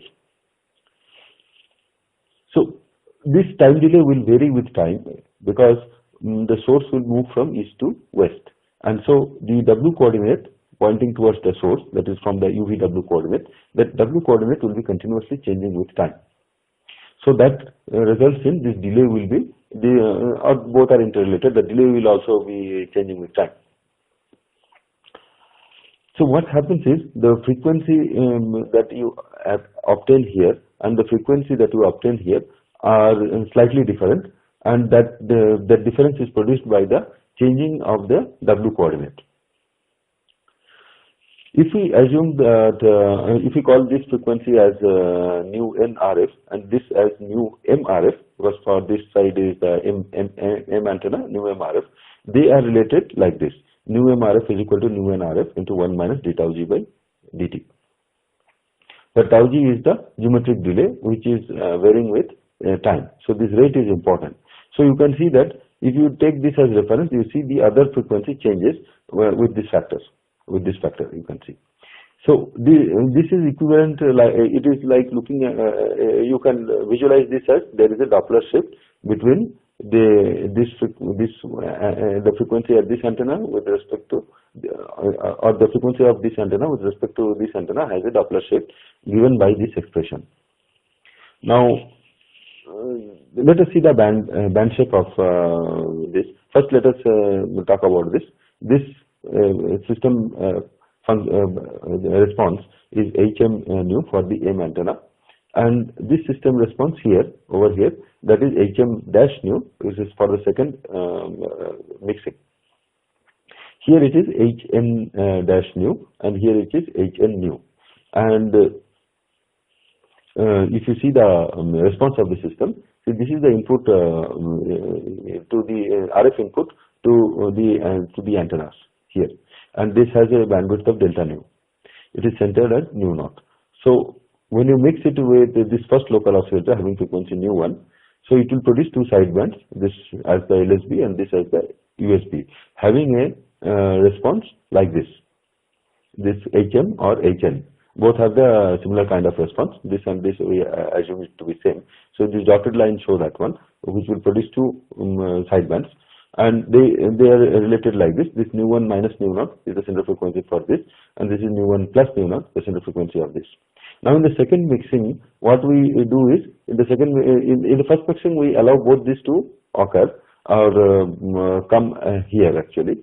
It enters here. This entire dotted line band shape what you see here, that will be entering here, and then it is mixed with the second oscillator, local oscillator, and what you get here, you reject the lower sideband. So this is the response here actually in this path here. So you can see that this has the same bandwidth delta nu, and but we have taken only the upper sideband. So this is nu 1 plus nu naught plus nu 2. So this one is this one is nu 1 plus nu 2 minus nu naught, and this one is nu 1 plus nu 2 plus nu naught. So this contains both the sidebands coming from here, but it is actually the upper sideband of this particular system, this IF system. So we know that there is a relative shift in frequency between this antenna and this antenna. We want to know how it is related when we are mixing it with the two local oscillator signals. So for USB signals from antenna M, the correlator, I will read this one, that tau I1 is equal to 0 and tau I2 which is continuously to maintain delta tau G is equal to 0. So you keep changing adjusting the instrumental delay for compensating the geometric delay. As the source moves, path difference between the signals at antenna M and N changes, resulting in fringe frequency.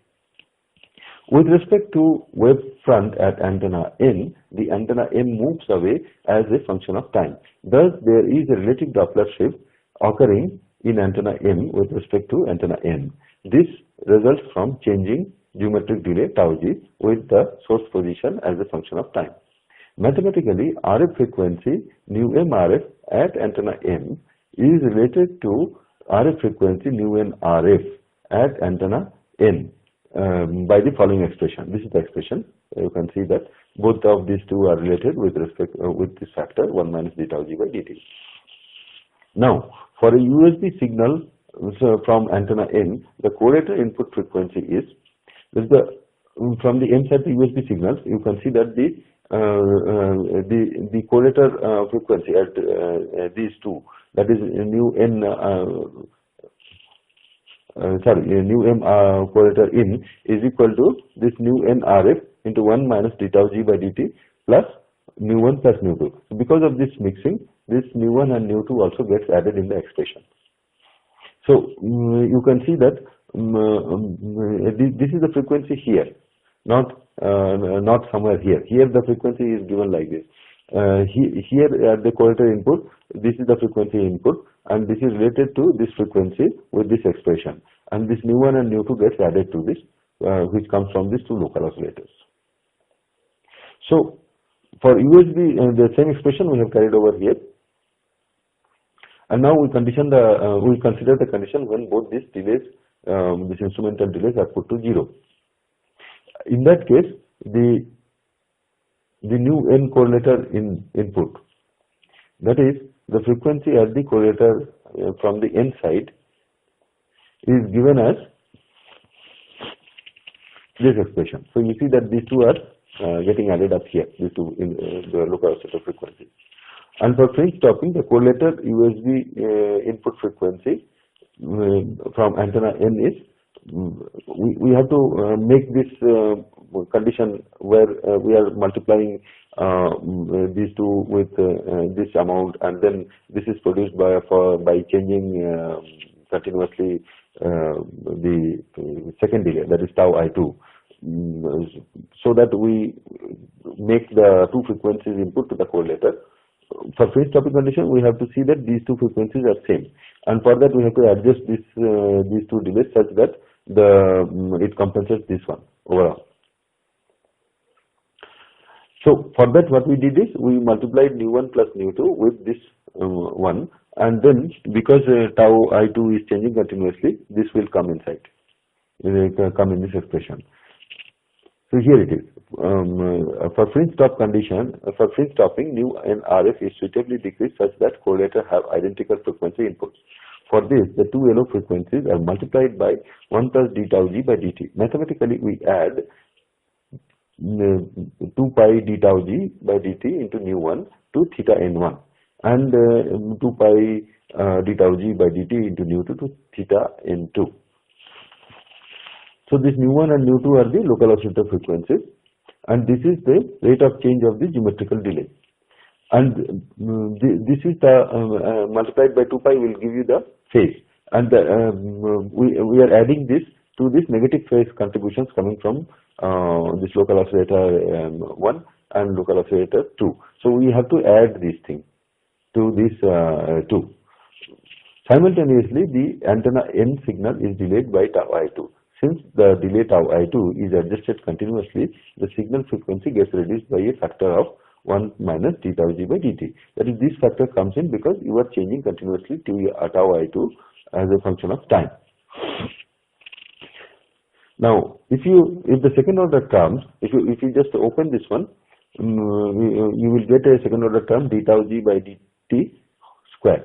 So that term, if you neglect that one, what will happen is this equation will become the same as equation number 1. This one, it will become as same. If you reverse the signs of both nu and RF and nu1, then 1 and 3 can be applied on LSB. So what we have shown here is for the USB type. Here, this one. What we want is for the LSB. For LSB, we can do what is written here, that the signs of this have to be reversed. And 1 and 2 can, for 1 and 3, these three equations. Thus making both correlator input frequencies identical. The net result is the fringe gets stopped in both sidebands. So if you see the input of the correlator, you can always see that for fringe stopping, you have to make the two frequencies same, and also they should be in phase, so that for any position on the source on the sky, this thing should remain, so that fringe stop condition occurs and the output of the correlator is maximum.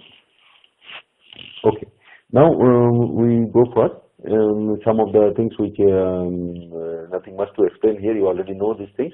For example, this is the sampling theorem, where you have first we will describe what is a baseband. A baseband signal is something which lies between 0 and some upper frequency, higher frequency, starting from 0. The spectrum will be like a low pass filter, and that sort of thing is called a baseband.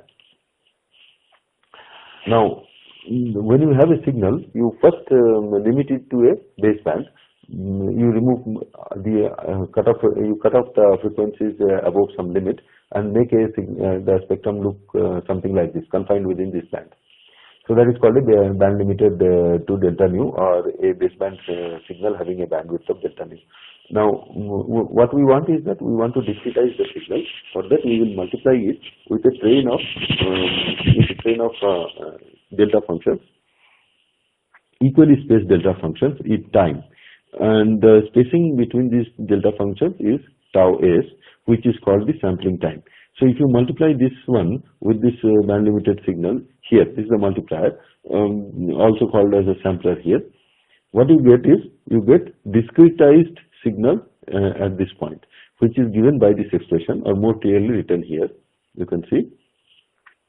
And the the signal, the sampling rate is 1 over this sampling period, that is nu s is equal to 1 by tau s.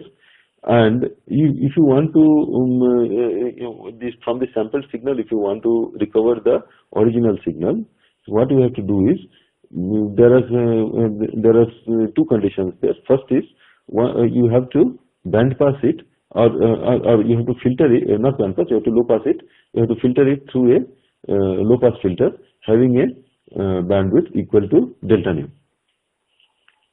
And secondly, which is very important, is that this sampling rate, that should be equal to 2 delta nu or greater than that. If you don't sample it at a rate greater than or equal to 2 delta nu, then what you get here at the output will not contain or not represent the same signal what you have put in the input. This particular rate at which this is the minimum rate required to preserve the information content of the signal, and that is known as the Nyquist sampling rate. So I will read this one. A power spectrum of a signal is restricted within a band of frequencies. The signal is said to be band limited. If this band starts at 0 frequency and ends at some frequency, fixed upper frequency, so low pass, is known as baseband. A baseband signal xt having a maximum frequency component of delta nu, same as bandwidth, is sampled by multiplying it with an equally spaced train of pulses or delta functions. The separation between the pulses is tau s, which is known as sampling period. The resulting sampled signal xst is given as this, where n is an integer. So you can see this expression. This the value of x is defined only for the time periods where this delta function exists. For other places, the signal is undefined, or you can say it as 0. And this delta t minus n tau s, this represents a shifted delta function. The amount of shifting in time is determined by this n product of n with tau s, where n is an integer. The smallest sampling rate at which the information content of the signal remains intact after sampling is known as Nyquist rate nu s, and is given as nu s is equal to 2 delta nu. This one. This is the smallest sampling rate. The analog signal can be reproduced back from xst by passing it through a low pass filter having a cutoff frequency delta nu. Now we have seen baseband sampling. This is called bandpass sampling, where your input signal is not exactly starting from 0, but lies between some upper two upper frequencies, but having a bandwidth of delta nu. So if you adjust this spectrum such that a condition like this is maintained, this is the bandwidth delta nu, and you place it in such a way that this is 0, this is 1 delta nu, this is 2 delta nu, 3 delta nu, 4 delta nu, this is n delta nu, and this is n plus 1 delta nu. If you place it within this such that it lies between n delta nu and n plus 1 delta nu, where n is an integer, then you can sample this signal exactly at the Nyquist rate or higher than that and keep the information intact. So I will read it. Bandpass spectra can also be sampled at Nyquist rate. Here the analog signals lies within a frequency range starting from n delta nu to n plus 1 delta nu, where n is an integer. In other words, the signal spectrum starts at some integral multiple of delta nu instead of 0 frequency. Since the signal bandwidth is delta nu, the Nyquist rate remains same as 2 delta nu. The necessary condition for bandpass sampling at Nyquist rate is that the lower and upper limits of the spectral band must be integral multiples of the bandwidth. Now after sampling, we want to convert it into digital signal. Digital means represented in the form of binary 0 and 1. One bit can represent two binary states, 0 and 1. Two bits can represent 4. 0, 0, 0, 1, 1, 0, 1, 1. So all these things you know. So, and quantization also you know, but I am just refreshing your memory. I will not explain much here. Only thing is that See, this is the input-output response of of the quantizer, where you can see that input can be anything, but the output is only appearing in steps. So within these two places, you can see the input can vary within that much, but the output doesn't change. Output remains same, and the number of steps is called the quantization levels. The number of divisions you have made here, that is called the quantization levels. So given a signal here, this is the input signal. You can see. First, you sample it, and you will have the signal defined only at these time intervals 0, 1, 2, 3, or these are actually tau s. You can say 0 tau s, 1 tau s, 2 tau s, and so on. And then after that, when you pass it through this one, what you get is the sample signal after passing through the quantizer. You will see that it will not represent the signal. I mean, it will not be the same, having the same value as of the signal at this instant. That is 1, 2, 3, and 4, etc. This is what is the situation looks like. You can see that the signal is close to 1 here, so it is producing same. It is close to 2, it is producing same. But here you can see that the signal is neither at 2 nor at 3, but the quantized value is showing here as 3. For this also, you see the signal is different and the quantized value is different. But if you so therefore an error is occurring, and that error is like you are introducing some noise in the quantization process, and that is called the quantization noise. Equivalent noise is the quantization noise. Now you can reduce this error by increasing the number of quantization levels. But then you will require more number of digital bits to represent the number, or the number of the decimal points, or whatever. You require more number of digits to represent the number if you want to reduce the quantization error. So I'll read it. The quantizer is used to convert the sampled outputs within a limited number of levels called quantization levels. It introduces an error known as quantization error. This error can be reduced by increasing the number of quantization levels. The quantized samples, when represented in binary form, are called digital samples. Sample values takes nearest quantization level. By increasing the quantization levels, quantized values falls more closer to the signal. For infinite quantization levels, matching is exact. Now we go to cross correlator. I'll read this one. The signal to noise ratio, that is the signal to noise power ratio, is considered as the final output, that is at the correlator output. Power contribution from the source alone is considered as signal, because it's a radio astronomical signal. It will be giving random signal, but then that signal which is given by the source is called the we consider it as signal, whereas the power contribution from the rest of the system is considered noise. These contributions are dependent on antenna temperature, system temperature, receiver system bandwidth, integration bandwidth after multiplication. In the following discussions, we will assume that the source is at the center of the fringe pattern, and we may thus eliminate the effect of the. What we mean here is that we want the W coordinate does not change. The delay, there is no geometric delay between the two signals. There is no Doppler shift or anything. So we want the correlator output to be maximum, always to be maximum. So we may thus eliminate the effect of delay in our derivations. We also assume that identical phase responses of the signal channels. The chosen correlator response is therefore the peak fringe amplitude. That is, the two inputs to the correlator are in phase and at the same frequency.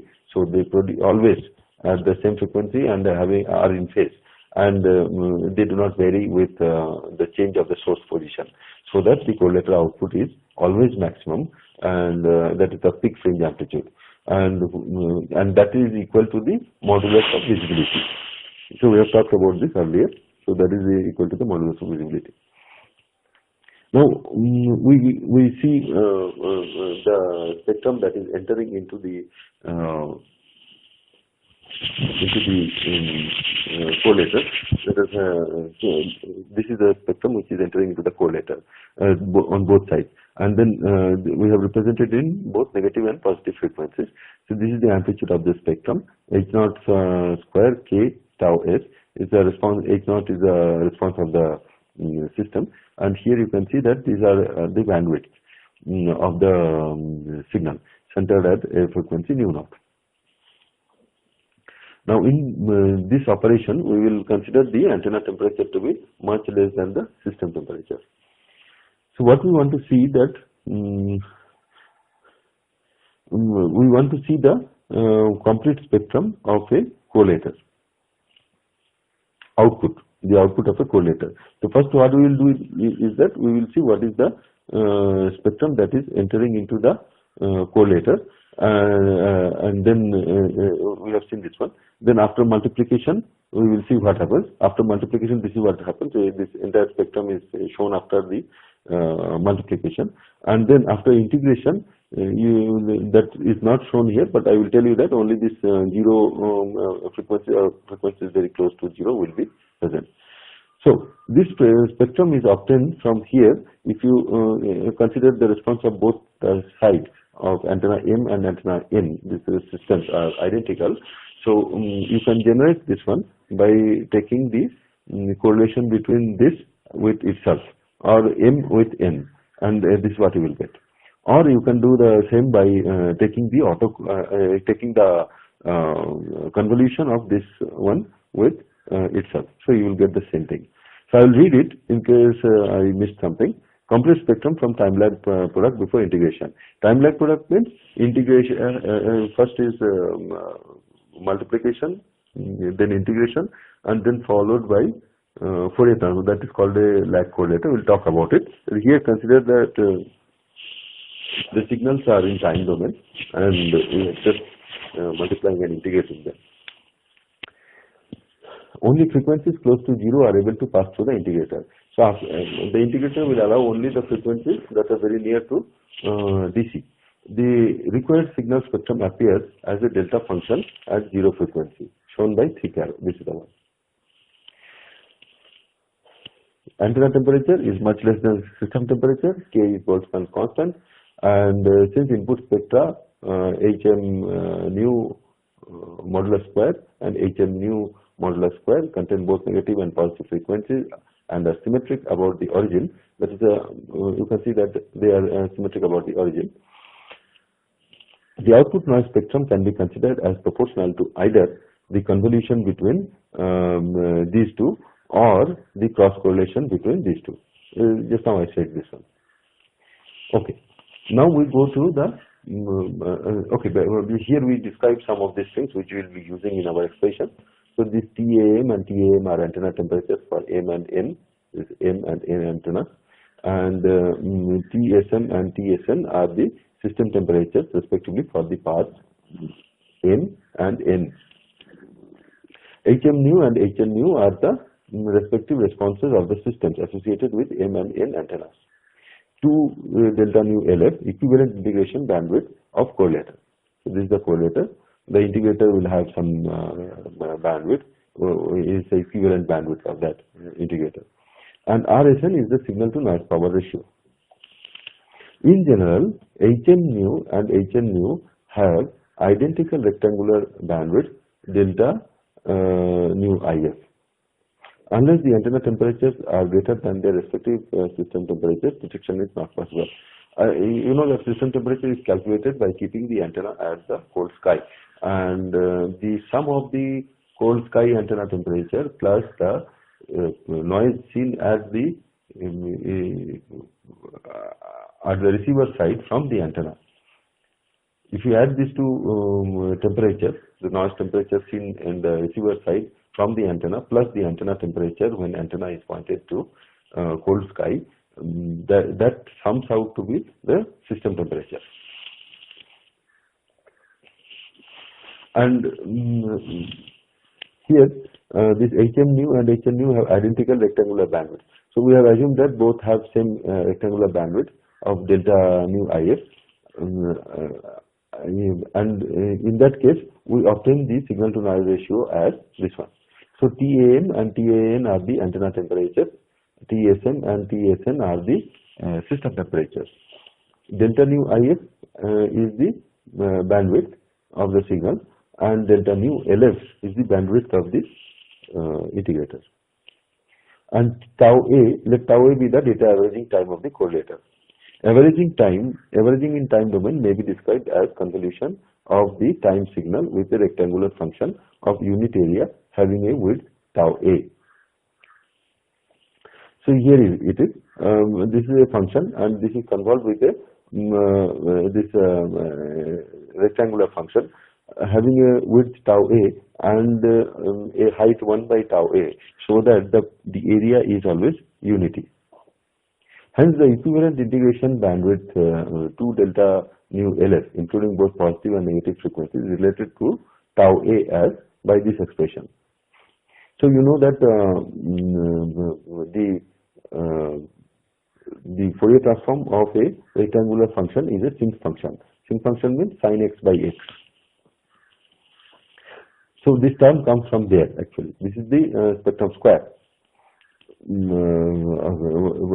Voltage spectrum square, you can say, and this we will not use. We will use this one. So this 2 delta nu LF is actually equal to 1 by tau A, and this is related with this equation actually. So what we want is a relationship between tau A and 2 delta nu LF, and express this delta nu LF as a function of tau A here, and then we substitute this in this equation. As I said earlier, that we assume that these two, okay, we'll assume that later. First let us substitute this one, and what you get is this expression becomes this. And then next what we do is, this is the same expression we have brought on this page, and next we will see what happens with its relationship with the flux density and other things. I'll read this one. If the antennas are single polarized, each antenna receives only half of the total flux density S. So antennas are single polarized, so they will receive only half of the polarized power. And the received power PR for each antenna is just given as, so PR will be K into TA, and TA is the antenna temperature, where K is Boltzmann constant, and that will be equal to effective aperture area into the flux density on the antenna, that is S. So this can be equated to 1 by 2 AE into S. So from this relation, you have expressed the antenna temperature tau A is equal to 1 by 2 AE into S by K, and AE is the effective aperture area of the antenna. Now we assume that these two antennas produce same antenna temperature, and these two systems produce same system temperature. They are identical. So TAM and TAM are denoted as TA, and this as TS, this SM and SM. And then when we substitute TA and this in the first expression, we get in this expression what we get is this signal to noise ratio expressed in terms of flux density S into this is the expression for that. This is the signal to noise ratio, and the signal to noise ratio, as you can see, can be increased by increasing the factor delta nu IF into tau A. So if you increase this one of this or both of this delta nu IF or the integration time, you can increase the signal to noise ratio. Thus, larger bandwidth delta nu IF and large integration time tau A improves the sensitivity by improving the signal to noise ratio. Now the same expression, this was for the analog case. Now when we convert into digital, the same expressions of this signal to noise ratio can be used with an additional factor, that is this eta q. So this last expression what we had, this expression, let us take it. So here it is, the same expression, except that you can see that eta q, this is the quantization noise, quantization efficiency, and this ranges between 0 and 1. The quantization process in discretizing the signal adds a little more noise to the system known as quantization noise. To include the quantization loss and efficiency factor, ETAQ has been introduced. The final expression for SNR, RSN, is given as, this is the expression, in terms of antenna temperature, the SNR is given as this expression. So this is in terms of flux density and this is in terms of antenna temperature. These both are same actually. And then note that in deriving the above expression, no delay was introduced between the two signals. That is the same thing we are saying, that we want the input to the correlator to be in phase and also they have to be in same frequency. And so that the output of the correlator is always maximum irrespective of the position of the source in the sky. So no fringe frequency, fringe stop condition. Also the phase, you can read this one. This is what I just now said.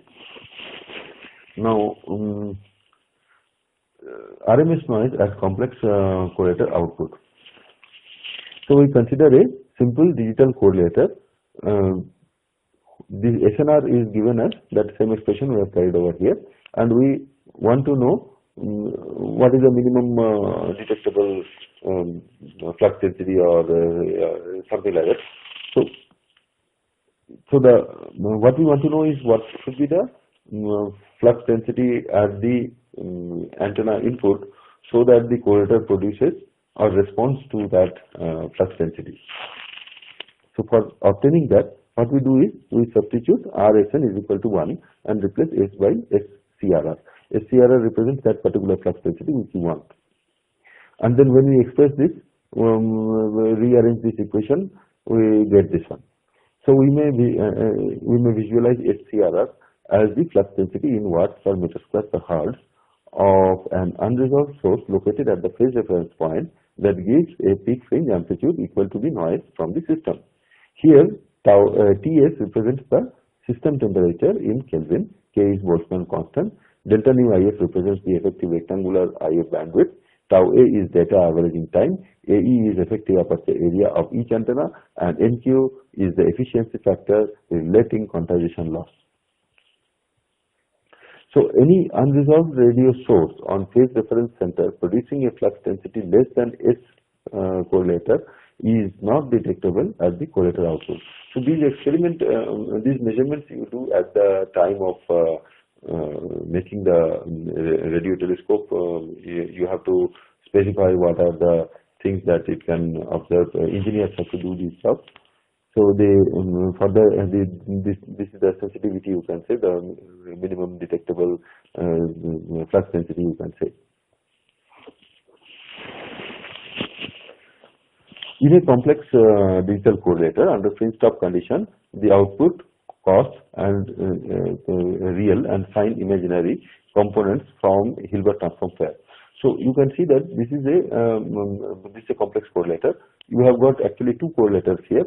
There is no much difference except that the input of one side of this correlator is given a phase shift of pi by 2. So this output from this is considered as the real part of the correlator, and this is considered as the imaginary part of the correlator. So so you can add these two in A plus J B, where A and B are numbers and J represents the root of -1. So in a complex number, you can note this is how this data is finally saved, recorded from the radio telescope. So these two are related. This cos and sine terms are related by this Hilbert transform. Let modulus of visibility of noise. Let this be the modulus of noise-free visibility. If it is the square of the sum of the squares of cos and sine inputs of a complex correlator. So this is the what we are trying to show is here is see, this is the visibility magnitude. So the signals are same in this correlator as well as in this correlator. So the modulus of the complex number will be unchanged. whereas the noise are not correlated. That is, the noise generated by this system and this particular system will not be same. So first we take a noise-free visibility. This is the modulus of that one. To place it here, and then from the real, that is from the cosine output, we get some amount of noise that is put up here, and from the sine also we get same amount of noise, assuming that both system responses are same. And then finally the output, the actual visibility output, will consist of both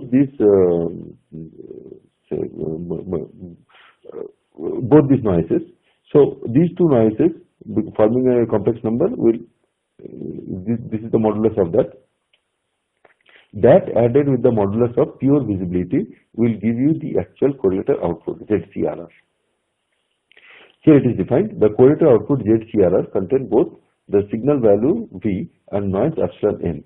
So this noise is this epsilon n, which is epsilon x plus epsilon y added in vectorial, which are respectively for cos and sine outputs. The phase deviation caused in a correlator output ZCRR by noise is phi. So because of this vector diagram, you can see that the actual correlator output will be deviating from the exact visibility by an amount of phi. This is the phase deviation. The real and imaginary components of epsilon n are represented by epsilon x and epsilon y respectively. The corresponding RMS values are represented by epsilon x RMS and imaginary epsilon y RMS respectively.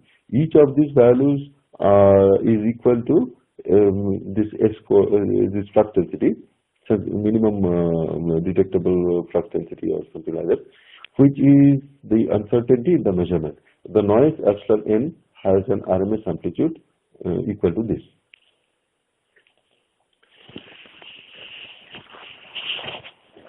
So let phi be the phase deviation in ZCRR. It's already there, we have shown here. Real and imaginary parts we are representing as epsilon x and epsilon y for the noise, and the RMS and their respective RMS values are shown here like this. Okay. Now both these equals this SCRR, which is the uncertainty in the measurement. The RMS amplitude of epsilon n is epsilon RMS equal to this thing. You can see this one. The derivation is given below. So you can get this one. This is the dot product between these two, and finally this is equal to √2 SCRR. When antennas are pointed to blank sky, the correlator output due to noise alone, which is measurable. By pointing the antenna at a unresolved source, the correlator output obtained is the sum of visibility and noise. Measurement of ZCRR must be under fringe stop condition. So it is the same assumptions we have made for fringe stop condition. That should be valid. Now there is an important note: source must be unresolved, and both real and imaginary outputs of complex correlator are required for computing ZCRR. And that is understood from this discussion what we had just now. Now we will do for some more of the analysis, but before that I would like to refresh your mind with some of the things which you have studied earlier. Here we are talking about the probability distribution. Now you see this diagram. This axis is a time, and this is the amplitude. So this is a random signal which can take any value at any point of time, and it is located very close to the zero axis. It goes positive and negative randomly, but more or less its values are, mean value will be near this. If you sample this one, these samplings are shown by this blue lines at a sampling rate of 1 by tau s, where tau s is the sampling period. What to get this? What to get is this. Now if you take these values across a large period of time for this random or this discretized random So these blue ones are called the discrete random variable, whereas this one is called a continuous random variable. So if you want to see how the variation of the signal will be over a large amount of time or sample, you get a response like this. Not a response, I mean, this is called the probability density function. You can see that if you just average this let us say the continuous signal, if you average it over a very large amount of time, what you will get is its mean value, which will be 0. Similarly, if you average this discrete samples over a very large amount of sample space, what you will get is the mean value will be 0. That is the average value. So the distribution or the probability, this is a probability curve. You can see that the it's a probability density function. It's called the probability density function. It's a Gaussian curve, and it remains between 0 and 1. And since the probability is distributed, so this doesn't touch this 1 here. So I'll read it. A random signal xt having a Gaussian probability distribution and its sampled version xst as a function of time are shown along with their respective probability density functions phi x and phi s xs. These are the probability density functions, and it is taken over a large amount of time. Now we study the signals and its sampled version over a very large amount of time.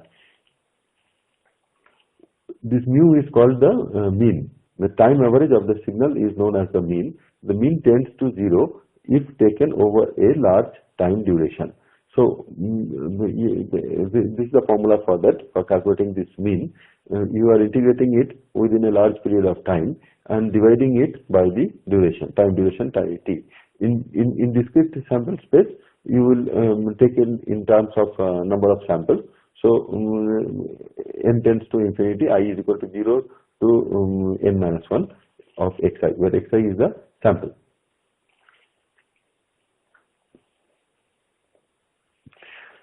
Now there are some more definitions. The standard deviation. The standard deviation is the measure of how spread out the numbers are from its mean value. To find standard deviation, one needs to calculate the variance sigma square first. So here you can see that most of the time these signals are very close to this mean value, that is 0. Here you can see. So the probability of occurrence of a signal at any instant of time will be very close to its mean value, and as it goes far away from this, its you will see its probability of giving that value reduces.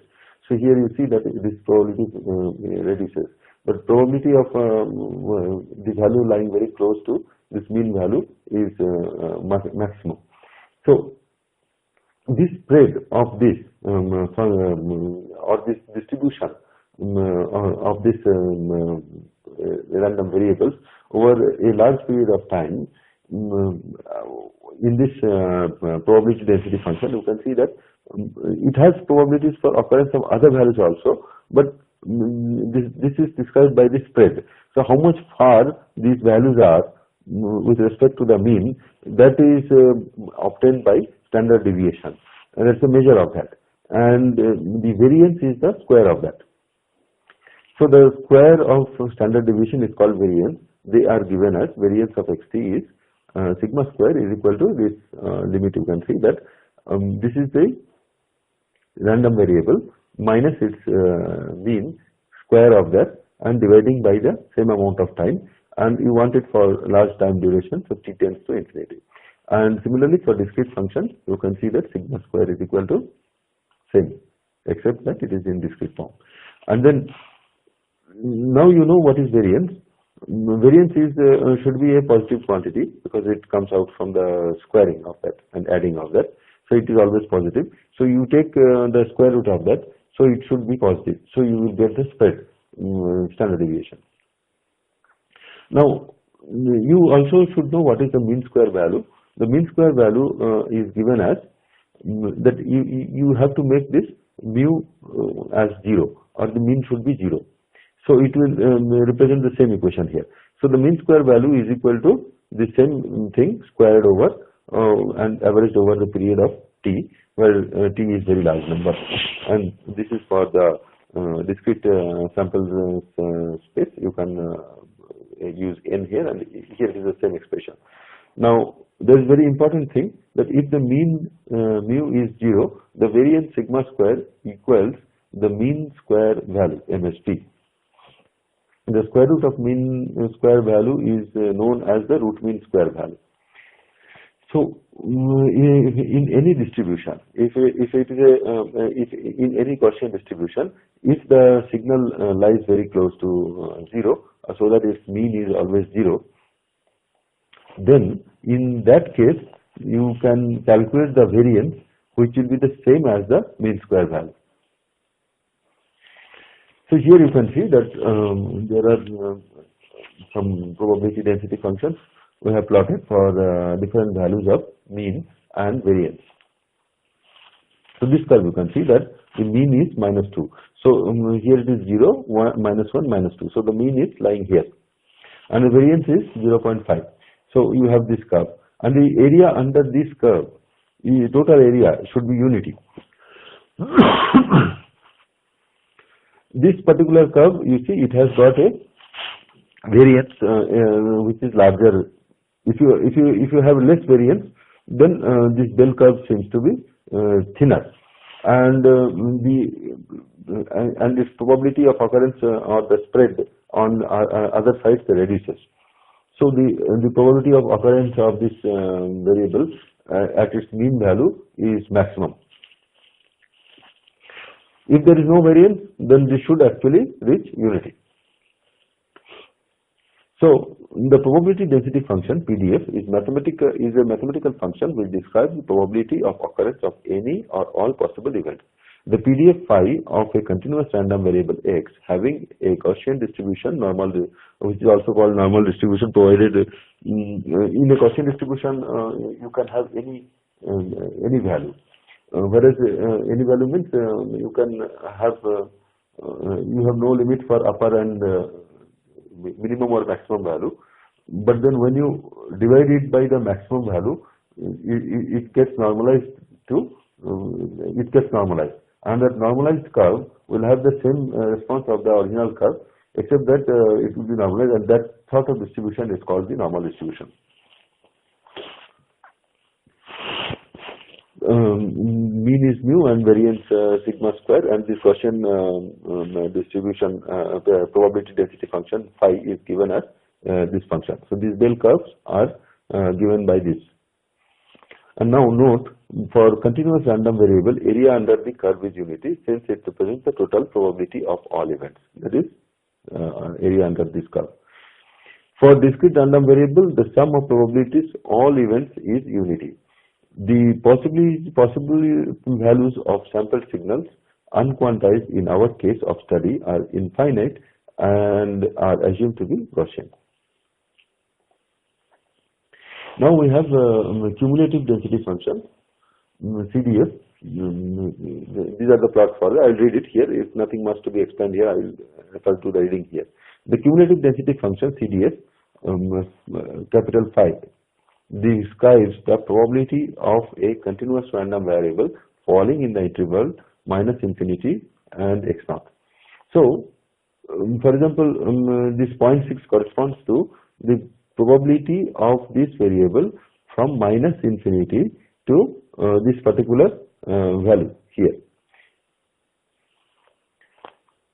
At this point, it is the probability of -infinity to 0. The probability of that variable to produce a value between -infinity and 0, that has a probability of 1 for this curve, this one. Here this mu is -2, and the same thing we have plotted. What we saw in the last is that was PDF. Now we have plotted for the same. We have plotted the CDF. Yeah. I will not spend much of a time here. So for normal distribution, it is computed as an integral of the PDF within limits this -infinity to x0. For continuous random variable, it is evaluated at, so this phi is you have just put up the limits here. In the last one, we have shown you what is phi, and here this is capital Phi.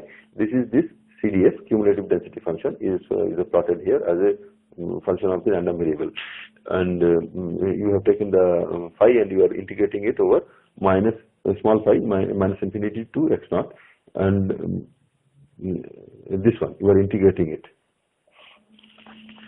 Here are some notes. For continuous random variable, CDF is called the cumulative density function, whereas for discrete random variable, it is called the cumulative distribution function. The possible values of sampled signals unquantized in our case of study are infinite and are assumed to be Gaussian. Now we have some more things about this. How to calculate the probabilities from the probability density function. We have shown special case, that is the cumulative density function. In general, to calculate the probability phi v that a continuous random variable takes, such as its value lies between these two. That is, if you want to calculate what is the probability of a thing whose values should fall within a certain range, v1 and v2, or this random variables value. What we do is we integrate the PDF by setting the limits of integration as v1 and v2. So this is evaluated by this. We are just setting the minimum value of that random variable, maximum value of that random variable. This is the probability density function, this one and this one, and it is integrated over these limits. There is one more thing called error function, which is plotted here. You can see that this is the error function. It's called error function. I will not describe much. These are all known to you. I am just going through that. So the error function ERF(x) is twice the integral of the Gaussian distribution with zero mean and variance of half. Error function, you can read this one. I don't want to read out this integral. The error function is related to the cumulative density function phi s. So this is important because many of the probability calculations we make use of this error function. So this expression is very useful. Sometimes it may come in handy when you do go for the next series of exercises. So the error function evaluated at x divided by sigma root 2 for positive x values gives the probability that the measurement under the influence of normally distributed errors with standard deviation sigma has a distance less than x from the mean value. So that is the significance of this error function. Now we should also know product mean of two random variables. So two random variables are multiplied and averaged over a large time duration. A simple example is the digital correlator. So in digital correlator, you see that there are two inputs, and then you multiply them and continuously accumulate them or average it over time. So what happens when these two are random variables? Well, this expression can be in the product of two continuous random variables x and y is denoted by this expression, and it is actually the product of this integrated over a large amount of time. And in discrete case, it is shown here. Xi, yi are the samples.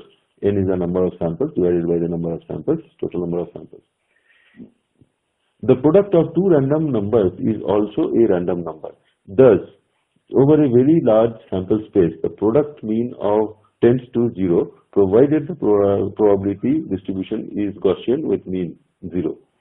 So if you have two random numbers having a Gaussian distribution and with mean 0, so if you take their product, you will get another number which will also be of Gaussian nature having a mean 0.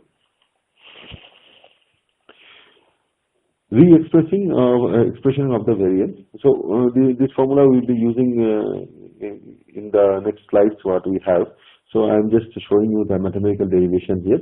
This is the variance sigma square, and this is the expression for the variance, and then you just open it up and then expand it. This x minus mu in terms of a minus b whole square, and you get this one. And then after simplification, what you get is that sigma square is equal to the average of xs square minus xs average of xs whole square.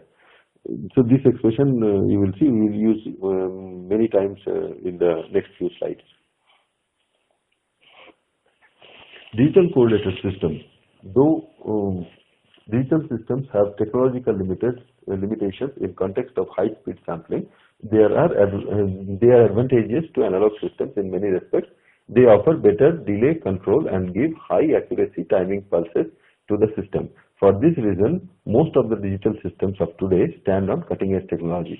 So this is obvious because you want a continuous process of obtaining data and also processing them, and that too in a digital form. So your digital system should be very high speed, and it should be able to continuously process the data. The input should not exceed your processing rate. Input rate should not exceed your processing rate. That's what I mean. So for that you have to use the best digital systems.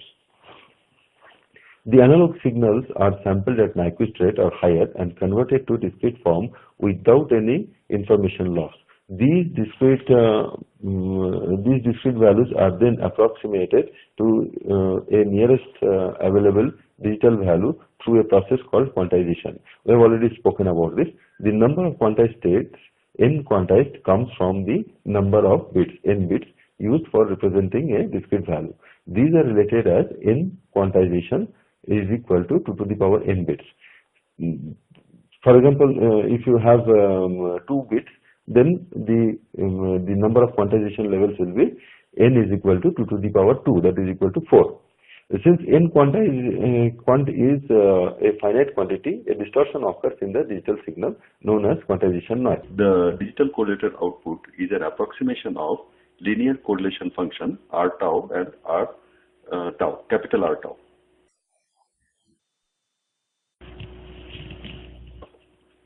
You already know that this is baseband sampling, so here I will just go through this. You can have a look at, you can simply read this one. The sampling at rates higher or lower than Nyquist rate are respectively known as over and under samplings. So oversampling is something where you increase the Nyquist rate, and undersampling is when you go below this Nyquist rate. Majority of radio telescope receivers converts its final IF output into baseband, which is then sampled at slightly higher than Nyquist rate and converted to digital after quantization. So now you recall the winner-kitchen relationship. The autocorrelation function of a wide-sense stationary random process has a spectral decomposition given by the power spectrum of that process. Thus, for a rectangular passband, the autocorrelation function capital R underscore infinite tau is a function of time interval tau, and it is given as here. See, this infinity represents that there are infinite quantization levels. This is a sinc function. You can see that this is related to the rectangular passband. The sinc function is the Fourier transform of the rectangular passband. Recall that Fourier transform of rectangular function is sinc function. This subscript symbol infinity indicates that infinite quantization levels or state before quantization. This is for bandpass sampling. I am just giving you the formula here. Now, based on the winner-pitcher relationship, the autocorrelation function R infinite tau for a bandpass sampling is given as, this is the only thing is that it is different from the previous expression by this expression. Now, this expression will allow for certain values of for this angle, this entire angle, where it goes to 90 degrees or multiples of that, the cosine function will be 0. R infinite tau is 0 when the time interval tau becomes an integral multiple of 1 by 2 delta nu. So from this you can find that one. And then for a rectangular shaped band pass, the successive samples obtained at a Nyquist rate are uncorrelated. The central frequency of the signal spectrum may be adjusted suitably for confirming it to a band pass sampling. This will also minimize the sampling rate without any information loss. If the system fails to conform, a slightly higher hypothetical bandwidth may be selected. The center frequency of this hypothetical bandwidth should be adjusted for proper band pass sampling. The sampling will now be at slightly higher Nyquist rate defined by the new hypothetical bandwidth. So if you see this diagram, let us go to that diagram. Where is it? I think I passed that one.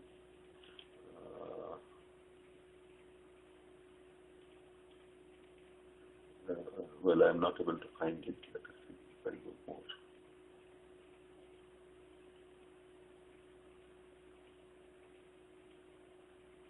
Yeah, here it is. So you can actually increase this this hypothetical bandwidth by changing the value of n and n plus 1. And you have to arrange n such that it matches with this criteria. So after that, your new sampling rate will be this new bandwidth, twice of this new bandwidth. Okay, we come back to where we were. Yeah, and then we go for first we define this thing that xt and yt are band limited signals, and xst and yst are the sampled versions of xt and yt. And we assume that sampling is done at Nyquist rate, quantization is not done, and signals are in phase. Time delay between them is 0. You can express the normalized correlation coefficient R norm equal to this one, that is the average of xs, ys divided by the mean square values of this. Xs and ys average of this is the expected or mean value of the large number of samples. This is like integrating xt and yt over a large amount of time. So we need for very large samples, and effectively it is like integrating it. And then assuming xt and yt possess equal variance, that is sigma square, we express the numerator of the above equation as, so you just express this one as this equal to this one. Now this variance, why this variance is coming, I have already explained it before, because when this the mean of this is 0, so therefore the variance has to be same as the mean square value. xt and yt is the analog correlation between xt and yt. The correlator output are infinite tau of unquantized signals xst and yst is effectively this one. xi and yi, we represent it as these are the representations for the ith samples of xs and ys, and nnq is the number of samples average. This nq underscore and nq reminds you that it has been sampled at Nyquist rate. So the digital correlator output after quantization and all, not quantization, you don't quantize it, or infinite quantization, this is the output, where you just take the product of this, add it over n and q samples, and then divide it by number of samples. We obtained R infinity only for a fixed number of samples, n and q. To represent the analog function more accurately, increase the blocks of R infinity. So we calculate many of these blocks of R infinity, and then you take the effective or the total effect of so many such of this, and that will represent it in for a large number of samples. Since the number of xi and yi are large, they have a Gaussian statistical nature of xt and yt. And thus it follows that this you can express it as this one, and this results in, we have already seen this expression, because this is equal to this, and also you can also express this one, this R infinity square, this you can expand it, and this is the expression. I am not going to read this one. Thus a digital correlator output having infinite quantization level is equivalent to a linear measure of normalized cross correlation R norm. Now the variance of the correlator output with infinite quantization, sigma infinite square is equal to this one. This formula we have already spoken about. So now here you see this this R infinity expression what we have here.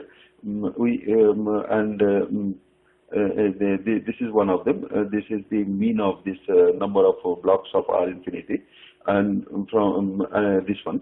This is the value you substitute here, and this expression's value you substitute here, and finally after simplification this is what you get. The signal to noise ratio, that is R infinity divided by sigma infinity, and you can express this, and finally it comes to this for R norm much less than 1. Practically, NNQ ranges from 10 to the power 6 to 10 to the power 12 with good approximation. Signal detection threshold is found from the above by setting this equal to 1. We have already seen that in previous slides that anyway, this shows that this R norm lies between, so you see this value of R norm is very small because the signal has a mean of 0. The random distribution of the signal has a mean of 0. So if you take large number of samples, unnaturally this value is going to come down. The signal to noise ratio of the above equation can be expressed in terms of bandwidth as. So this is the expression with bandwidth. So this R infinity, Sn infinity is the signal to noise ratio when we have infinite quantization levels. So we will compare the other things that we calculate with this one, and then finally we will try to plot and see what happens. So here what we do is first we scale the sampling rate by a factor called beta. So if we by increasing the value of beta or decreasing it, we can go for under and over sampling. So it's very straightforward. So number of samples n is equal to beta into nq. N and q is the sampling done at Nyquist rate. So now the other equations get modified. The sampling interval is now equal to, here you see the beta is coming inside, and then samples are spaced in time by q tau s, where q is another integer. Then by substitution of this thing in the expression for this one, we get the autocorrelation. We get as this expression. This is the expression for autocorrelation, and this is for the variance. And you see both here beta is present in the autocorrelation.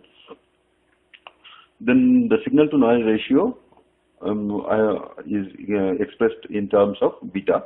So you can see that beta is coming here. Now we consider the undersampling case. That is when beta is less than 1, greater than 0 and less than 1. So this will make this R infinity equals to 0, this term. Hence the denominator of the last equation becomes unity. This causes the sensitivity to drop down. Now when we take for oversampling, that is beta greater than 1, we get this is equal to this much. I don't want to read this one, you can see it. Now hence the sensitivity is same as achieved by Nyquist rate. So nothing much change in the sensitivity, it remains same. That is when we go for oversampling. But for undersampling, we do have a change in the sensitivity. Now to refresh our memory, a few points on quantized signals are listed below. The quantized values may or may not be close to the signal value. As the number of quantization levels are increased, the quantization values fall more closer to the signal. Understood.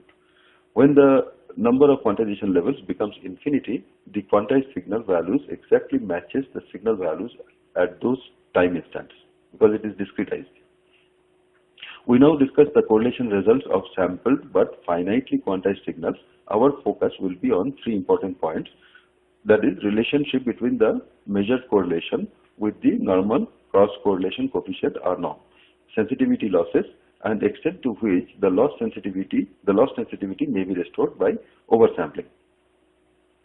Numerical subscripts denoting the number of quantized levels have been used. For example, this particular thing, this R underscore N2, N represents that it is a normalized thing, and 2 represents for 2 bit. Normalized cross correlation coefficient obtained using one bit quantization. So there will be two quantized levels. So using two level quantized signals at the correlator output input. Let us use a correlator with two input quantization levels. These are represented by +1 and -1. That's for one bit. That's R2. We are trying to compute for that. Rn2 actually. Here it is.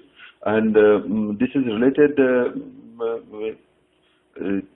with this in this following equation. And this is also known as the Van Vleck relationship.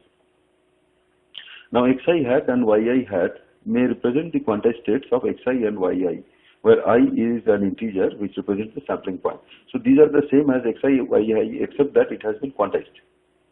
A correlator output R2 by two level quantized inputs is this is the one. This you have already seen this, and then again we calculate the mean square value of R2. We get this expression, and the variance is given by this expression, provided this quantity is much smaller than 1. And also to be noted that Q is an integer. R2, capital R2 is the autocorrelation. The points along time where these samples reside is given by QTS. The approximation is good if Rn2 is much smaller than unity. Now, for two-level quantization, in terms of R infinity unquantized autocorrelation, R2 is given as, see again here it is coming, that QTS is coming here.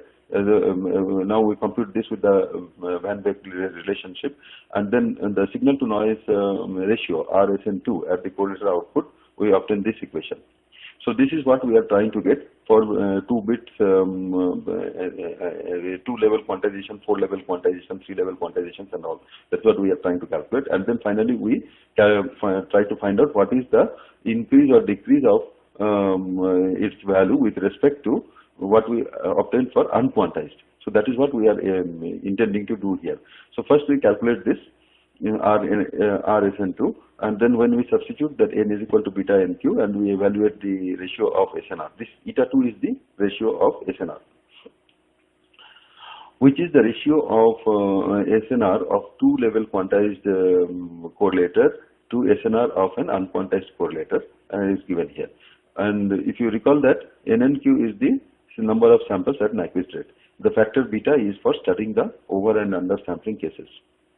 The expression for R2 from the first equation get modified as, so this is the modified expression, and we have for sampling rates, for Nyquist sampling rate or less than that, this will correspond to beta is equal to 1, 1 by 2, 1 by 3 and so on, and here this term is equal to 0. So from there we obtain the value of this eta 2 is equal to 0.64. And then when we do above Nyquist rate, the results, this results in higher value of eta 2. Dependency on bandpass shape comes in when beta is greater than equal to 2. Now consider a 4-level quantization. So a 2-bit system which gives 2 to the power 2 is equal to 4. 4 is the number of quantization states that can be taken up by 2 bits. And these values may be -n, -1, +1 and +n. N can be any voltage value, and other values are -1 volt or +1 volt. You may think it that way. So these represent the quantization states from lowest to highest. Inside the correlator, the product of the two samples can take values. So you simply multiply this one with itself, and you get these are the values, that +1, -1, +n, -n, and n squared, and -n squared. In this case, the 4-level quantized normalized correlation coefficient Rn4 as a function of R norm is given as, so you can express it, and again this condition should exist that R norm should be much less than 1. And here R4 is the 4-level quantized correlator output, and E is equal to this particular function. And this phi V0 is the probability that the unquantized level is restricted within plus minus V0 and is given as, so this already we have talked about how to calculate this using the probability density function. So that's what we are doing, only we are setting the limits here. to limits of the integral here to minus V0 to V0, and then what results is in this error function. Also, I have already talked about the error function, how it behaves. Now recall that sigma square is the variance of the correlator output with unquantized inputs, and this xi hat, yi hat represent the quantized states of xi and yi, with I is where I is integer, which represents the sample point. Now correlator output R4 is again given by this same expression, except here it is R4, and n is the number of samples. Now the mean square value of R4 you can calculate it, and this is what it comes to be, and the variance you can express it, and when you substitute all of them, this is the value it comes, and then the variance as a function of autocorrelation R4, you can again put all these probability values and all those things, and finally you get this expression. And then when we assume that this is much less than 1, the SNR RSN4, this is the expression we are looking into, these two expressions, this one and this one. First we calculate this, and then we calculate eta 4, that is the ratio of RSN4 by RSN infinity. By reading this expression, nothing much can be done, except that when we plot it, we will show you what are the significance of this. Now these are, unless we plot it, we will not be able to see. Now here again the beta controls the Nyquist rate, and if you recall that the minimum and maximum values of quantization states in 4-level quantized correlator are respectively minus n and plus n. Changing that's what we defined that time when we started this one, and we can change these values. Changing the value of n causes the optimized sensitivity to change. So if you the other two levels are minus 1 and plus 1, these are minus n and plus n. You can give any value to this. What we now try to find out is that what happens when we change these values. For example, when n is equal to 3, the optimized sensitivity occurs when this V0 is equal to this. So depending on the value of n and V0, you get an optimized sensitivity. When n is equal to 4, it occurs when V0 is equal to this much, sigma. So finally we plot all of this. This is the relative sensitivity, and this is the positive maximum limit for unquantized level V0. Now this is for n, value of n is equal to 3, this curve. This is for value of n is equal to 4, and this is for value of n is equal to 2. And this is, of course, this is for n is equal to 3, the product using LSB are removed. So you may just see this one, and you may try to get some intuition that what happens when we change the value of n. I'll just read this one. Relative sensitivity eta 4 of a 4-level quantized correlator for different values of n.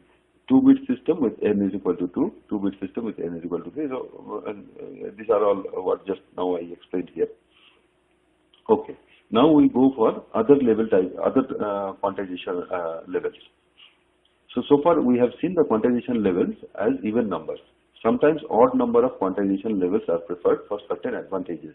We now describe 3-level quantization where one of the quantization levels is 0. The variance sigma 3 square of the correlator output is given as, again if you compute it, this is what it comes with the probability functions and other things, and here q is integer again. Here R3 and Rn3 respectively represent the autocorrelation of and the normalized quantized correlation coefficient. Neglecting Rn3 square, the relative sensitivity eta 3 in terms of SNR or 3-bit quantized correlator RSN3 to SNR of a non-quantized correlator RSN infinity is expressed as. So we are just calculating eta 3, which is the ratio of these two, and after putting all these values, this is the expression that comes. And this probability phi is expressed here, that is integrating the PDF from minus V0 to V0, expressing in terms of error function. And there is a note, sensitivity does not improve very much for quantization levels greater than 4. So this is the outcome of this exercise, that you will find that even though you may increase the quantization level, but it really doesn't change much if there are the number of quantization levels are 4. If you increase beyond 4, you will not get much improvement. So now here we explain the principle of digital time delay. We know that the geometric delay tau g in the correlator system is compensated by generating an instrumental delay tau I. Now in this is done for any correlator, but then when you do it in digital correlators, you have a limitation that there is a minimum sampling time which has to be used for generating this delay. You cannot go for a delay change less than that, that sampling period, that is tau s. So in a digital system, the delay is applied in discrete time steps, usually in integer multiples of the sampling period, that is k tau s, where k is an integer and tau s is the sampling period. The integer k controls the delay period.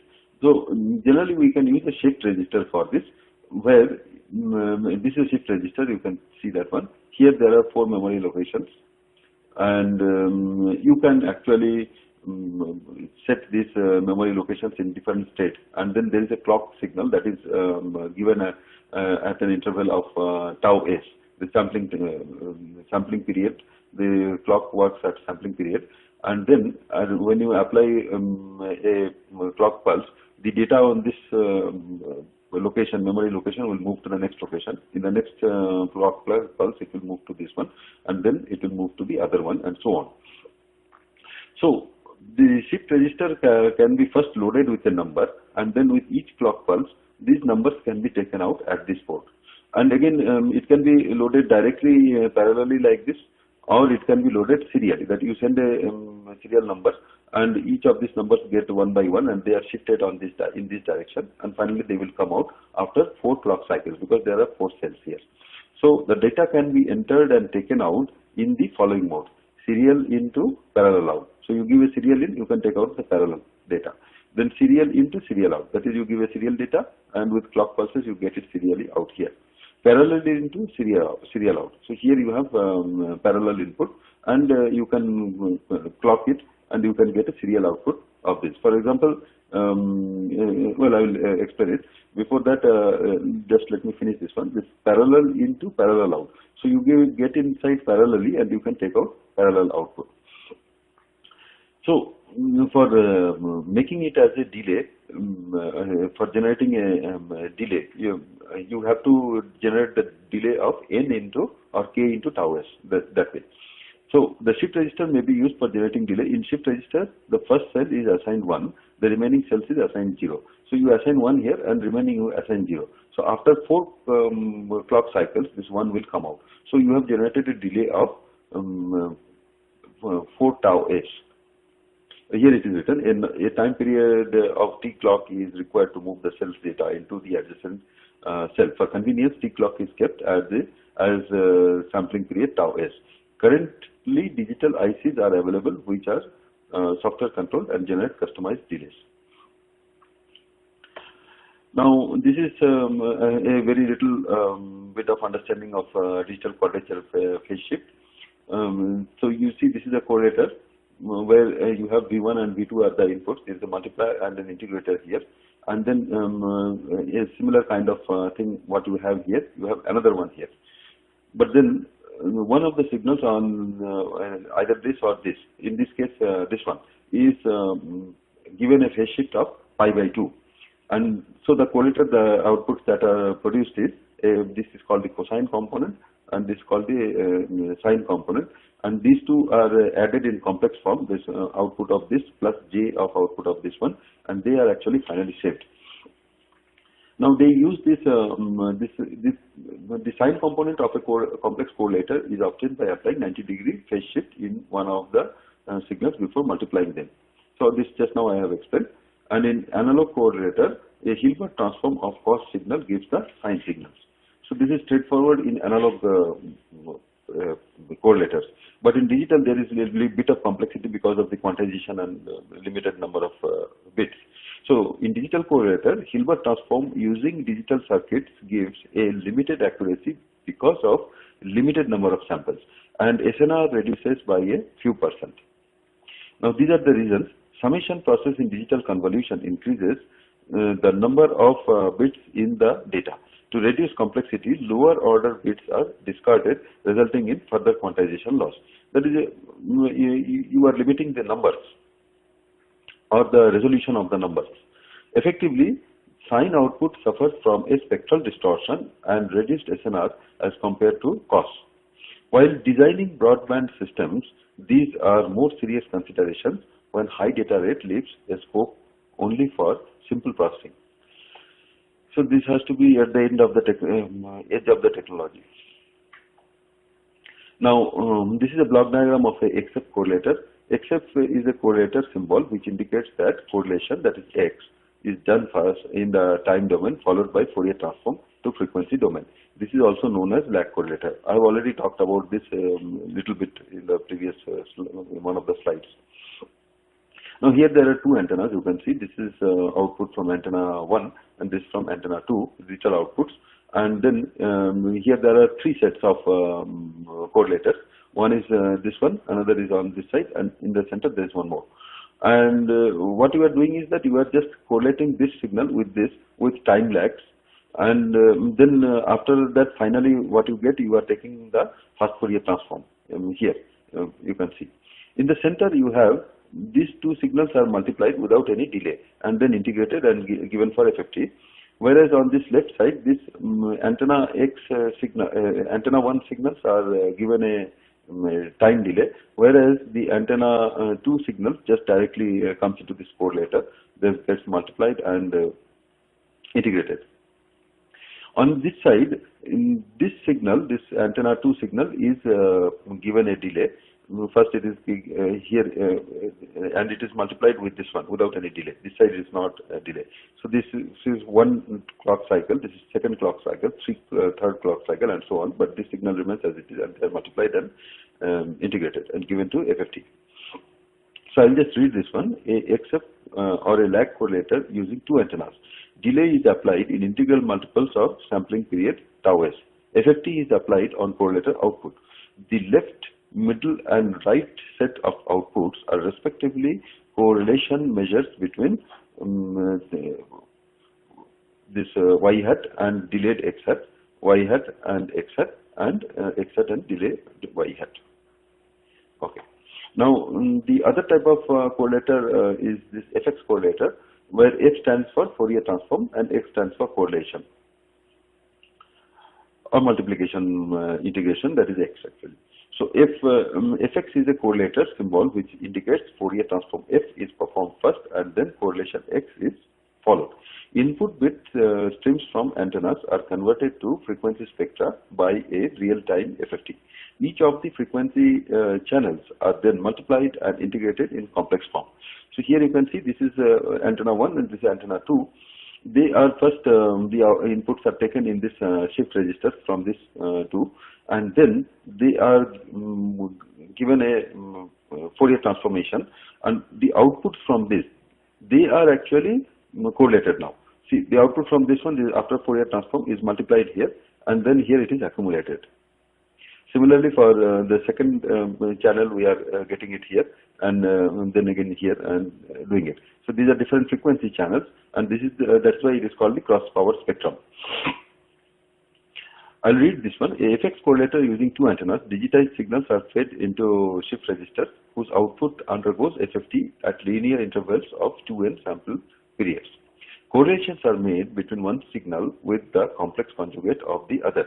For an array of NA antennas, each of the FFT outputs are split NA-1 ways for combining with the complex amplitudes from the other antennas. Okay, now this is probably the last slide. I will read this one.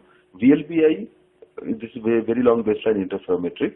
So VLBI came from the requirements of high resolution astronomical images at radio.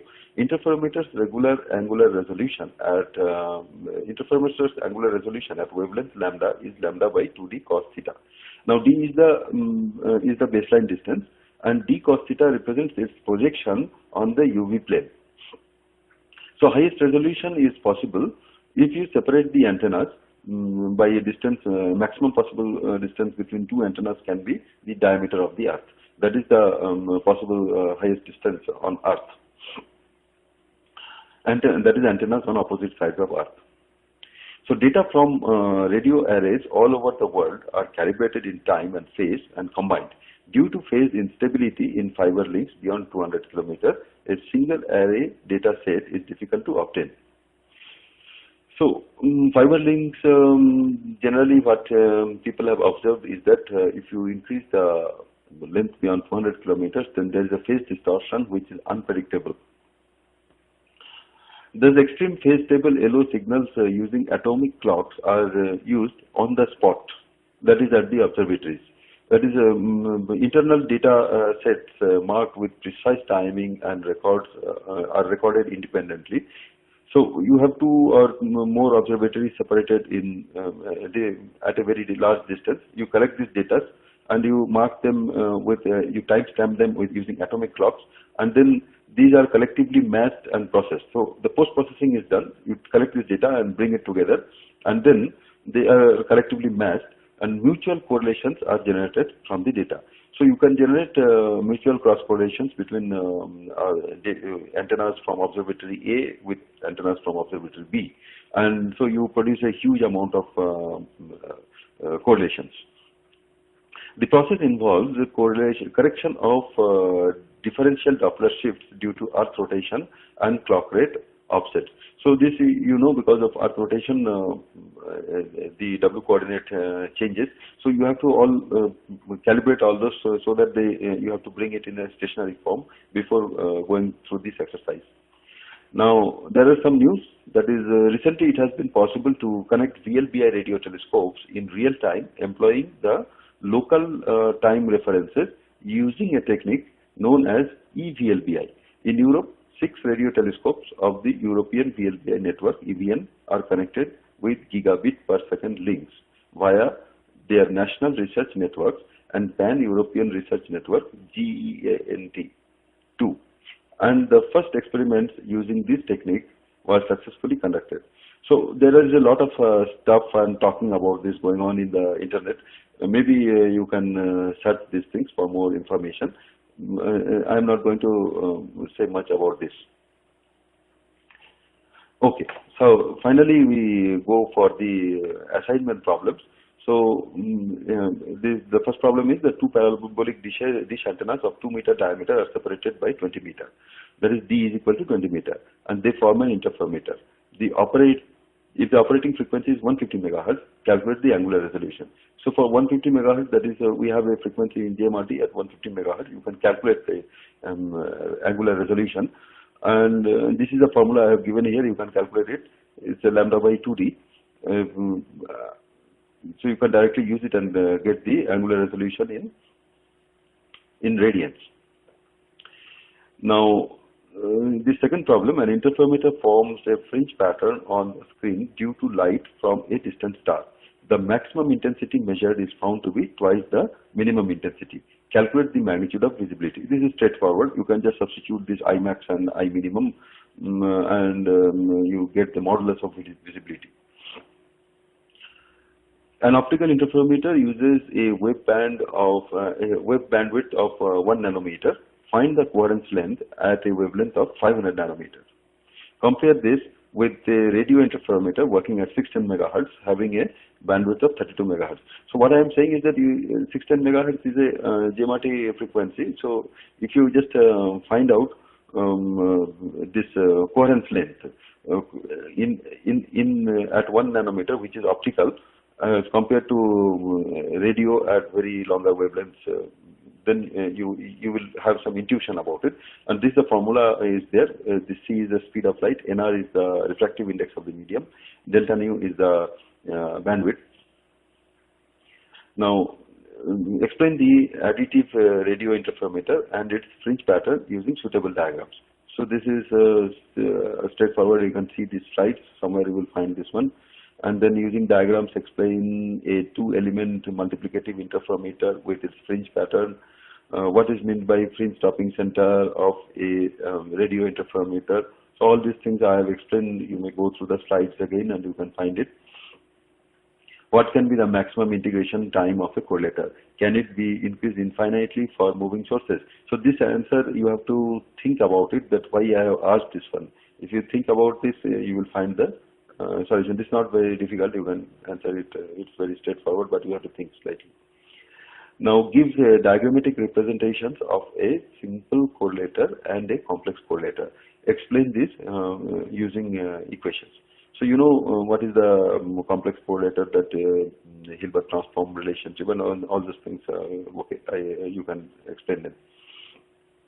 Give the number of cross-correlator outputs obtained from an array of 30 antennas. This is simply the combination formula NC2 and so.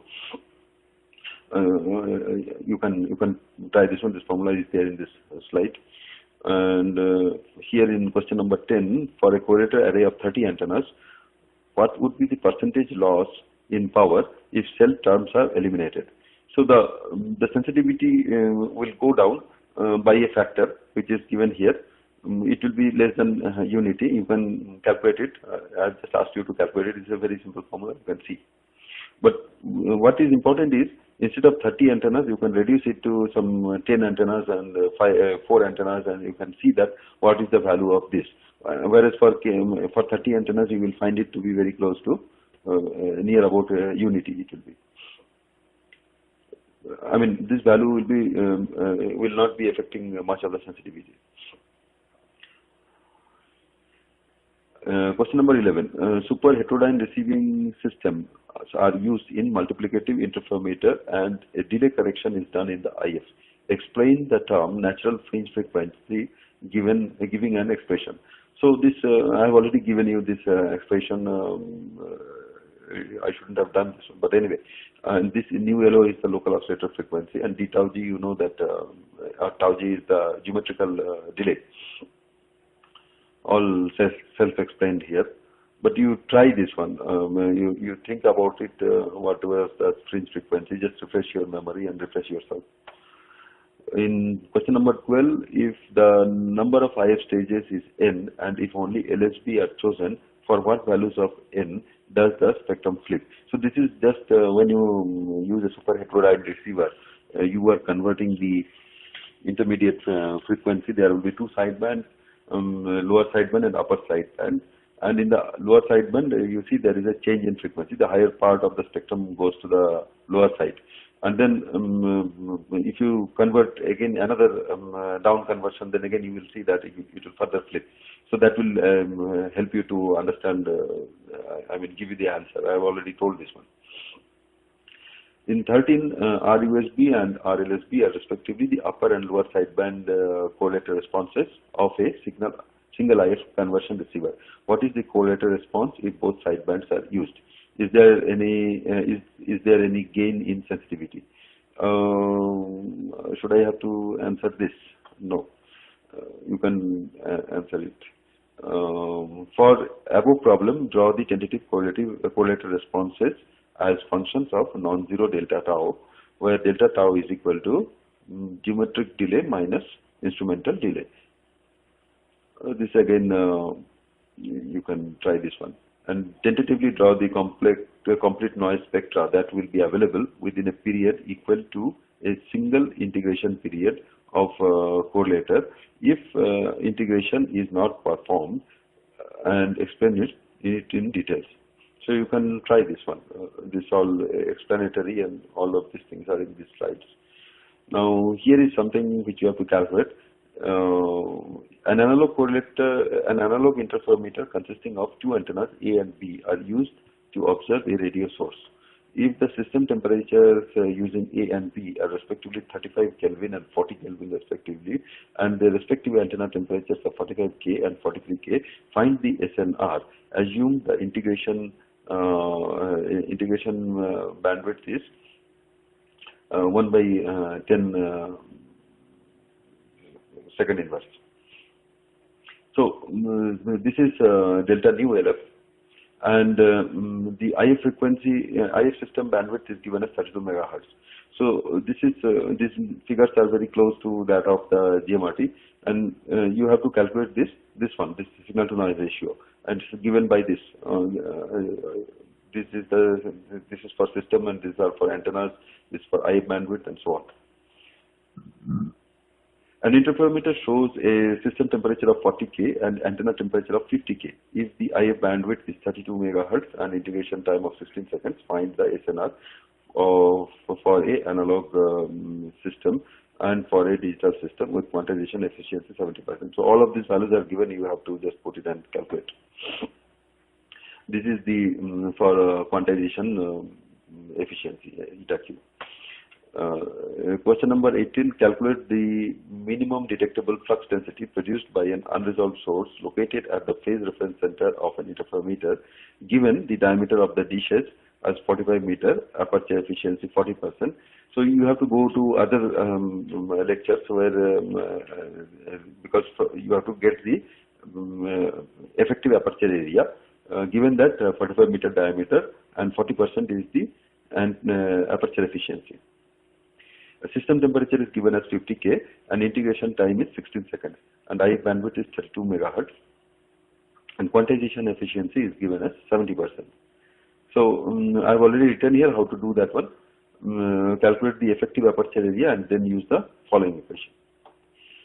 And then explain the sampling theorem for discretizing analog signals without loss of information. Explain the band pass sampling technique. If XS and YS are instantaneous signals for two antennas of an interferometer, derive the expression for the normalized correlation coefficient using variance with mean when mean is 0. So you have to justify your derivation. This is the derived. This you have to start it with this one, and then when does the variance becomes equal to the mean square value? All those things, those are for hint. Now, in this question, explain the basic principle behind generating digital time delay. What is the minimum delay period that can be produced? Give a schematic scheme for delay generation. So this is about shift registers. And then explain the basic technique used for generation of digital quadrature phase shift output from a digital correlator. Using a diagram, explain the XF lag correlator. Again, using a diagram, you explain the FX correlator. These diagrams are there. And also you may write some short notes on DLBI, but before that I would like to say that you have to get this information from the internet about DLBI, what are the modern techniques, what they are using, you can collect it from there. And then you should write your short notes. With that we come to the end of this lecture number 8. Thank you very much.